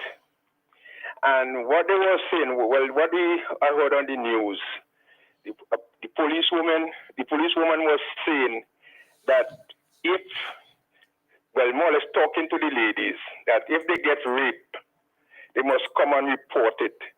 If they get sexually harassed, and they was telling you about different touches if somebody touch you up inappropriately and all these kind of thing. And you know, the way how they talk it as if they will do everything to bring the person to justice, more or less. And you know, they will have it on a certain kind of way that nobody would know exactly who the accusers are. And it goes back to Ralph Gonsalves, because every time I hear these people talk about rape, you know, it's sometimes I don't know, they just want me to make me want to vomit. Now, the police woman, and I know you notice I never call her name, because I think that was the reason why Ralph Gonsalves went on radio and TV and called her name, so that she can, you know, make she look shame or something like that. The police woman who accused Ralph Gonsalves of rape and sexual harassment, you know, these same people who they thought telling people now to come and make report on them if they do this kind of thing. Why did they not make, let's say, well, charge Ralph Gonsalves? It's something that I really don't feel comfortable with these kind of people. You know, sometimes when I hear these people talk, Ralph Gonsalves even went so far as to call the policewoman name on radio and TV. And I understand that could be a charge. Why they didn't charge him? So when these people talking about coming and make report, and they will do all the best to more or less keep it where that people wouldn't know who the accusers and whatnot, or the victim. You know, it just something ain't so right to me. Because it's better say, well, according to the statute of the person, they will do something, or whoever it is. But I really understand that, to be honest. Because I think one of their own in the police force, and they didn't stand up for the young lady. So how they going to stand up for other people outside? Instead of standing up for the woman, they try to bring down the woman and all kind of thing like that.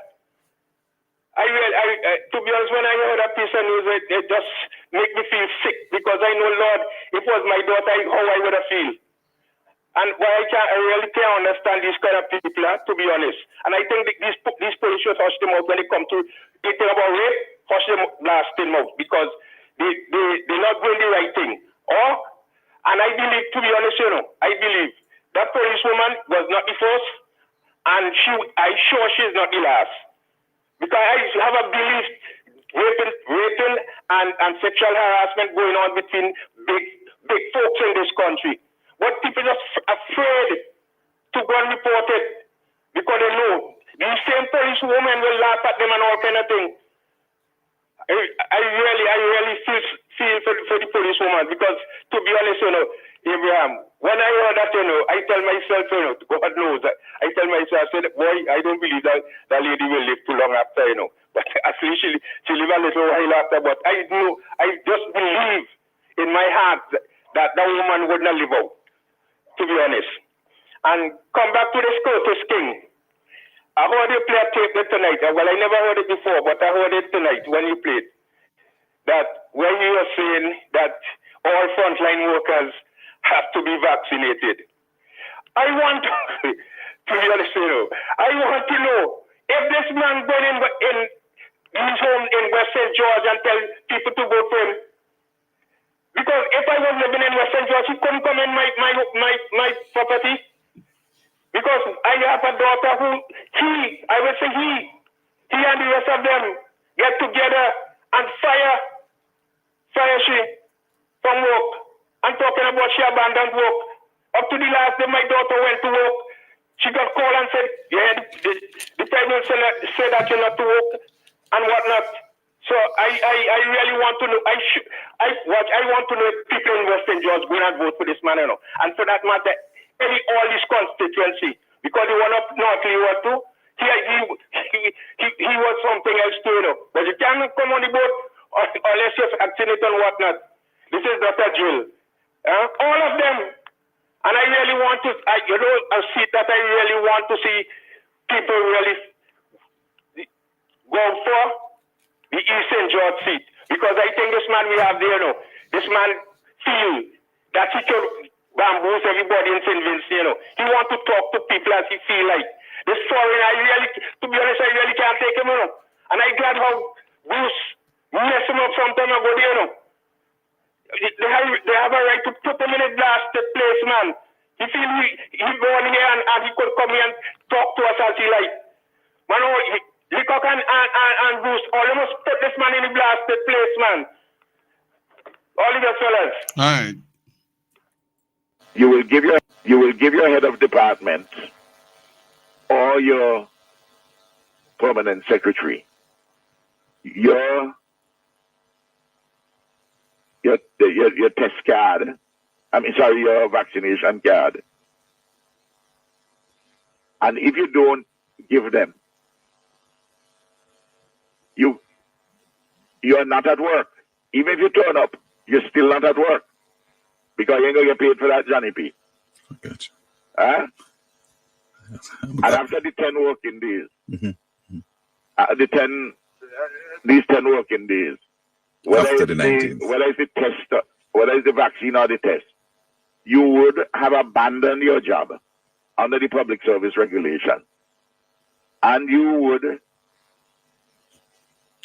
have lost your benefits.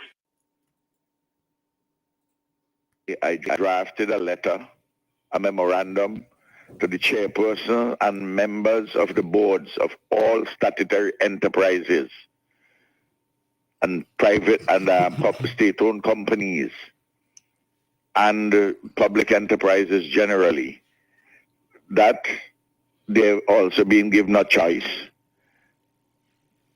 to be vaccinated by the 15th of October or demit their offices so that, to take their first vaccine by then, if they haven't taken it yet. I know many of them have. The cabinet, as you know, from the very beginning, we are all vaccinated in the cabinet. And I don't see how we can have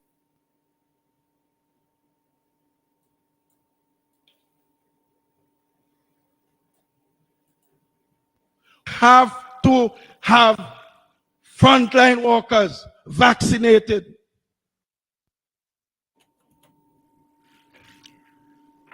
So we can see exactly what has been transpiring.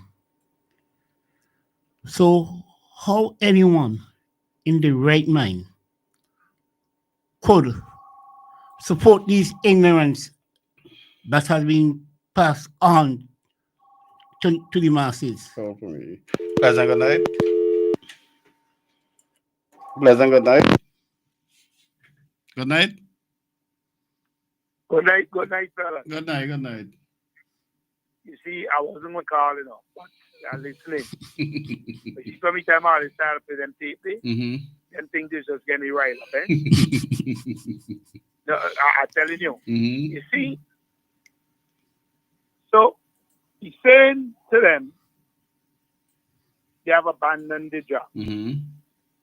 Right? The people showing up and they're doing all kind of hanky-panky and say they abandoned the job. And look, he just said that he said it. But sometimes people just still deny it. They never say so. But look, you just play the tape. You understand? Yeah. And I hope. I told them wasn't to do it. I first called him. And that same radio station, they were Johnny P. The morning when he made that announcement. And I tell him, I said, don't do it. Do not do it. Still insist. So I want all the civil servants in St. Vincent and the Grenadines. And they talk about this and that. How much of them done there? How much teachers done there? You don't give records. Yeah, the teachers have the teachers union have the record. Right? Yeah, I know. I will get that for you next week. Yeah. Mention the numbers next. Yes. How much of them done there? Plus other people. And who ain't dead? Got all kinds of stuff wrong with them. Correct. Cancer like joke in St. Vincent. I rarely hear people call me, boy, this. The thing makes me so mad, right? That I telling you, I want all the civil servants to remember that, what happened, especially them who lose their work and who end up losing the house and the car and everything else. They must remember it. Because you know why? They knew. Frank and I were sending them all the information. They can't deny that. They knew. If we get in it, you see, whatever the reason is why they did what they did, they should pay a heavy price for it. They should pay a heavy price for what they did. And I ain't backing down from them either. I tell them so 100 times. I ain't forgiving them. It ain't happening. You telling me people catching the tail to get a half decent life, and you want to fire them before Christmas? Christmas is a big thing in St. Vincent. For what?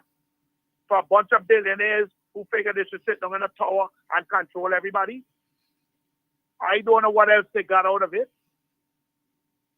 Or how could you, as a government, sit down and do something like this to your citizens, and you're begging them now to come back and vote for you? Man, what's up?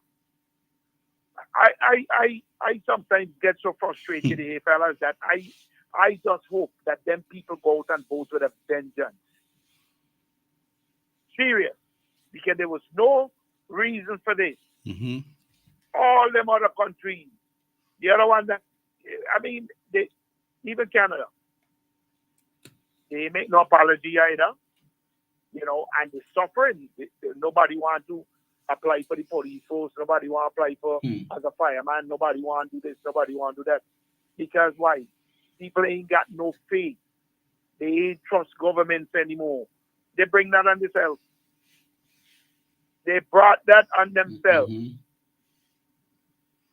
Nobody should trust anybody who name government until they start to do what's right. It's not about you. It's about the citizens in the country. It's them days, the people whose life you're supposed to make better. You're going and following a bunch of stupid guys who sit down. They got money till they know what to do with it. All kinds of money, and you're following them there. One to your people. Next thing is them with that international health regulation amendment. Don't sign over all the authority. Well, you know, I want to see vengeance. If they ever come with anything in them new generations, and even when some are still alive, they come and they talking this and they talking that, but the WHO say this and the WHO say that. I hear they talking today about some kind of thing with kids, some flu, like giving them some kind of virus, some kind of brain disease with some flu they getting now, and they're telling them this and go get your flu shot and a flu what shot is the flu shot and all them, they're giving them people all them things. Nobody shouldn't even think about taking that flu shot. All these guys doing is just pumping stuff into people to kill them. Because a bunch of people say you all got 15 to 20% too much people. Them they want to play God. Imagine that. I don't understand what is happening with this world and how so much I hear fellas say on a podcast here. He can't understand how so much educated people. Education is really not common sense. So much educated people got caught with this nonsense. Nonsense. Tell me about technology. What technology? Technology could advance how somebody is going to react something. How somebody is going to react to something in 5 years from now. They ain't got all the answers. They ain't know what happened. All the experts who've been in the business tell you this was going to happen. How much people suffering? And the thing is, they ain't getting any phone calls, you know. They're not getting the phone calls to help the same people who get sick now. But they were just only experimenting. That's all it was. Yeah. But we know that. I rarely get phone calls. Fussy, Fussy got a pardon for creating this dilemma. Pardon of killing millions of people. I know. I ain't give up and well, maybe I should, but I ain't sure if I should give up and he getting prosecuted yet. Well, no, let me take that back. With that system they got over there, unless he takes somebody off, they ain't touching him. But he said it first time. But all of them involved in the same crap. You understand? These fellas feel that I don't understand how these guys just try to play God. They want to tell you when you should end when your life should be ended. By doing all this wicked, evil stuff. And the thing that makes me so mad even more is governments following these people. So what, a few pennies? Every single one a week. No matter what, going dead and leave. If you got $300 billion in the bank, you're still going dead and leave it. And what kind of mess you leaving behind? Tell me. For your offspring and them to endure. They got to come and deal with it. All the diseases and everything else because of these people with their total unethical behavior. All because of a few dollars. You pumping people with all kinds of stuff. No good for nothing. Bunch of jokers, man. If there's one thing I could tell anybody, I tell them so the other morning already on another radio station. You know. And let me tell you something. Even if I was to be a gate man, the doorman by the gates of heaven, and God say let them in, them they not coming. You have to kick me down the two with them. They're not coming. It's pure wickedness. That is pure. That is the epitome of pure evil. That's what it was. All of them got children and grandchildren and might possibly have great-grandchildren. The unfortunate thing is, we know what the Bible says about retribution. The unfortunate thing is that them innocent kids, the offsprings of theirs, is who will suffer for all that wickedness. Their offspring, innocent people who don't know anything. And all them walking down the place with their chest high like they do nothing, pretending that they remember nothing. But I go remind all you. If all the thing is joke I making, I will keep reminding all you, but I ain't forgiving all you. It's pure wickedness. It was pure wickedness, evil. Anyway, fellas, have a good one. You too. Why are you? I send you a text. All right. Okay, thanks. Yeah, check it out. Yeah. All right. Yeah, it's keeping it real right here on Nice Radio. Has a good night. Good night, Mr. Good night. Good night. How are you doing? Well, you know, every time I hear this story, I can't get out of the system. You know? Because I distinctly remember, you know, when COVID came on the scene, I heard Mr. Prime Minister ask if people will want to come and shake his hand with gloves and all that sort of thing. You heard that? Yeah, I remember that. So he ridiculed that COVID could be easily spread, etc., etc. But God, in a couple of weeks, he was instituting a system which humbug people's future. Correct. So I am worried because given the number of persons who have been negatively affected, and I am not hearing any significant aggressive response, I'm worried that later down the road it would be worse. It would explode because I put myself, my mother was a nurse for a couple of decades, giving conscientious service. And they would have, suppose now, and she said, I haven't yet made up my mind about that vaccine. And they will tell her, if by Saturday you make it up, no work for you, you know. Mm-hmm. And on top of that, all them years of service gone down the drain, you know. I couldn't take that, buddy. I couldn't take that. I would have already responded. And I could have seen where the capacity was or is to make an impressive, to make a serious impression on all the people who had humbugged my mother. You understand? Mm-hmm. And I'm worried about that because I still feel that when things are bottled up like that and there's no system of venting the agony and addressing the agony of these affected people, trouble coming down the road. Because we heard in other, sometimes we hear in other countries, a group of fellas did X, Y, Z. Oh boy, how did they manage that? You know? And sometimes it's because of like situations like this, where injustice has been meted out to them over several decades, and they figure, well, they have to respond now. This could be we could have a situation like that in the next couple of years. Mm-hmm. You know? So I am hoping that the government would endeavor to address that situation before it reaches that stage, you know? Mm-hmm. My friend, you are still strong. You too. All right. Father Abraham, taking this vaccine was one of the worst things I ever did in my life. From having a lot of blood clot when I have my period to getting high blood pressure and constant back pain. Well, that is the whole situation that I want this to soak into people.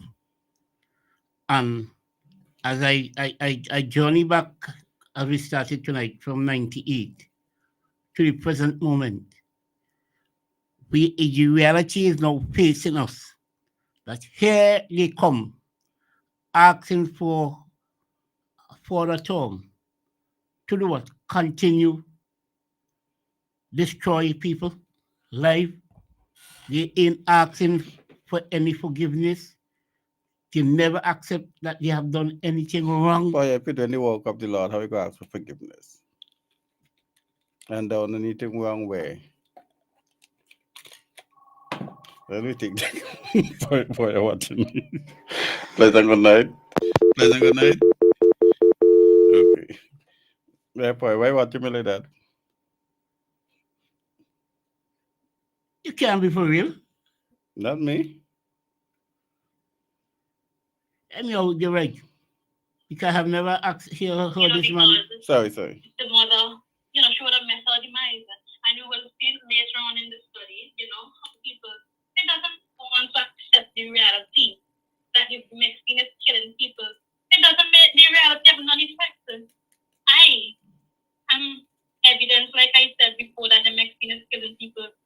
I hear stories all the time. Some stories that I hear, they come directly. This is the lady Frank spoke about who left 2 children behind. Let me just pause it. Yes, we left 2 children behind. This is 2 young children behind. This is Pleasant good night. Abraham, I forget what to mention this thing here. It have a boat run aground down in Barley. I hear nothing on the news. I don't know if you hear anything. No, I didn't. I heard, but not on the news. Well, I heard it, but I heard it on Facebook, see it on Facebook. Mm-hmm. But to listen to the news, I hear nobody talking about it. So it like somebody has something to hide about. Why the police give a statement about it? Or the government or whoever is in charge or whatever the case may be. Let us know what really went down there. I ain't hear nothing at all. And I have been listening to the news for the whole week. They're doing an investigation still. Wait until the investigation is complete. All right, boss. All right. Okay.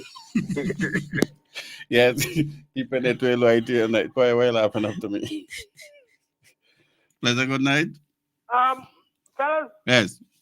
K-Plus Heroes. Who sang that? I can't remember. But this guy, Morgan. Who? Morgan? Morgan. Not James P? Yeah, James P. Yeah, James Morgan. well, say call James him, P. man. James Yes. P. Mhm. But don't tell me no Morgan. Yes. Boy. James P. All right, good. Mm-hmm. So, you see how all this going to fit in? Mm-hmm. Y'all wait. It's coming next week, folks. It's coming. J plus Heroes, right, JMTP? Right, JMTP? Boy. All right, I go on again. Okay.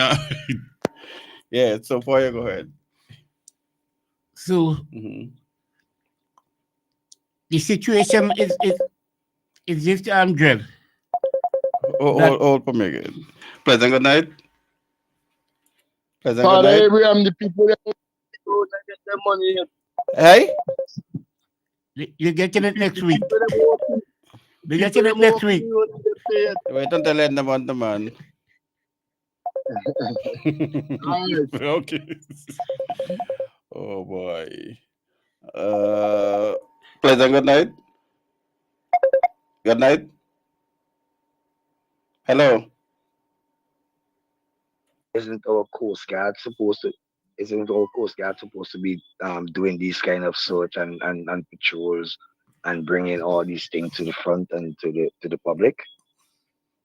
Poya, the police have a responsibility to give up anything. Yes, the police. So they the police. They will give the us when they're police ready. does, but the Coast Guard has their job to do as the Coast Guard around the areas and our shores. Correct. And if something like that happens, the Coast Guard are the first person supposed to do a report and bring that to the public and bring that to the news. That's supposed to be news, and you have investigation or whatever. They are at least supposed to let us know that the investigation is going on. Whose is the boat and what and what? Because if I'm captain of a boat and my boat run aground, you're going to find out who's the boat and what and what and what. So the Coast Guard has a role to play. What is the role that the Coast Guards are playing? Are there only certain people that you're going to run down and look to see to bring for justice and what and investigate? If a boat is down there at Mountain Barley, whatever, run aground down there, how come a lot of people doesn't know about it? They're only hearing. And what is our Coast Guard doing? Our Coast Guard is obligated to be doing these things. That is why we have a Coast Guard base. That is why we have a Coast Guard base, to bring us these information and things that are happening around our country. So any kind of boat could come in down there and do any kind of thing and nobody know what happening then. It's better they bring out the monkey and show them off down there and let them run up on we face too. Have a good night. Okay, Thank you very much. All right. Yes, so Poya, the 172 days still waiting. Let me just I don't know if you want to respond from Rushton and Saboto before we close, because Rushton was on the ball. Right? The things that he stated, although I might not have mentioned him, but I would have mentioned about the situation facing agriculture. And I have done that on this program numerous times when I out there and farmers meet me about the condition of the feeder roads. Who lecture it was? I think it was the lecture was for Oscar Allen. And do you think Oscar Allen whether we may calling names?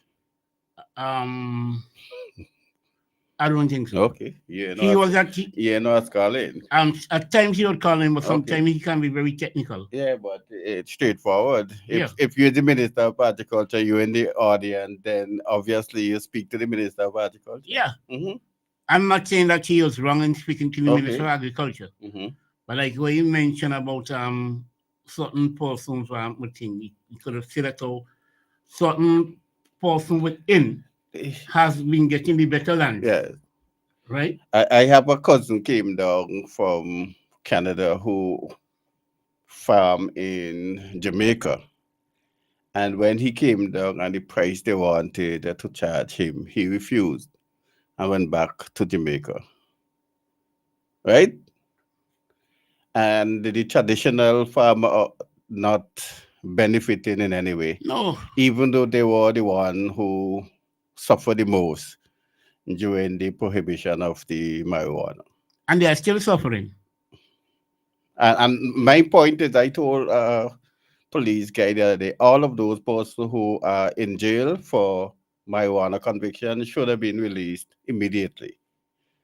And well, the police agree with me, but we can't do anything. But They should be released immediately. But while you're on that, Mhm. I don't know if you saw a clip on the news No. the other night about the police, and they was talking about mental illness and stress, and police work is a dangerous work.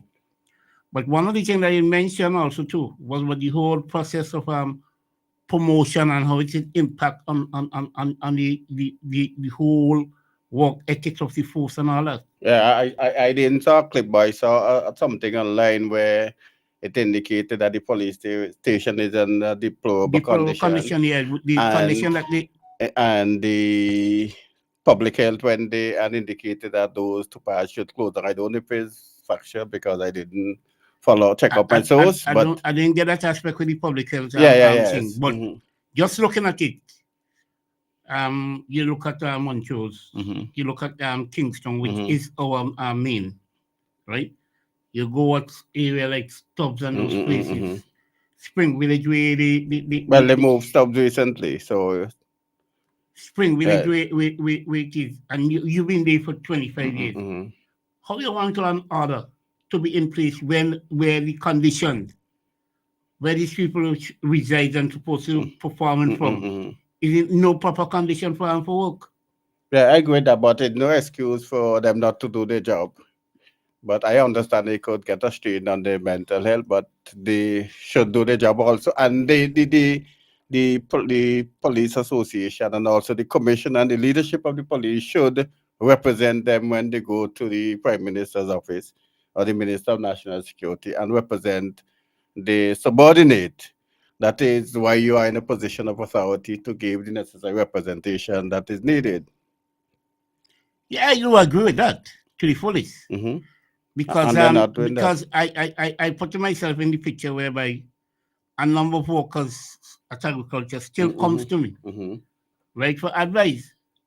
Because I used to be the one that would stand up. I would go in front of the Ministry of Agriculture and picket me one and challenge them. Yes.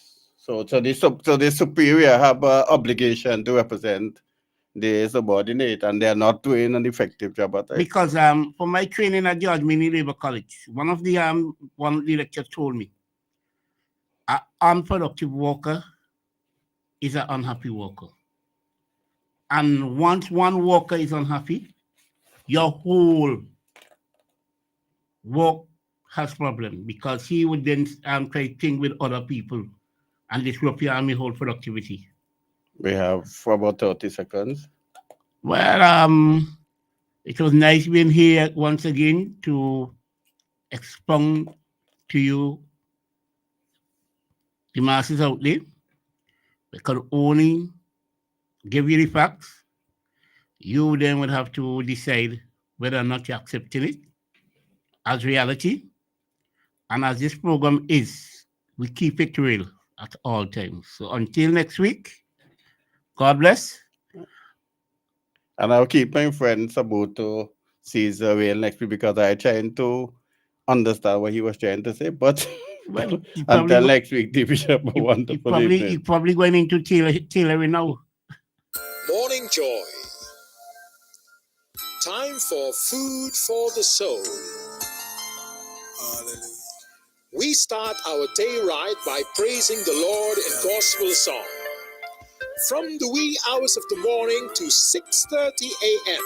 So he's probably trying to make an analogy of what Rastian was saying, but it's so far-fetched out that it lost. I think even he himself is lost. And from time to time, because we say that all the people in the village used to buy clothes and go to the tailor. But now everybody going and buy ready-made. We're going to give him that next. We're going to deal with him next I week. need gas. Good thing there's a Sol nearby. Oh, good, because we really need a drink. We know your time is precious and you have enough detours. Our convenient locations are there to serve you on your way. Enjoy the journey. Choose Sol. Please note that the draw for the raffle will now take place at the West Kingston Constituency Office on the 29th of August at 5 p.m. Tickets going fast. Get yours from your constituency leaders and from the West Kingston office. First prize, a brand new 65-inch flat screen smart TV. Second prize, an all expenses paid weekend for two in Mustique. And third prize, a grand food hamper. Get your tickets now. A tradition of trust, a promise of quality. Transform your home with District Stairs SVG's Homeowners Trust Program. Renovate your kitchen, bathroom,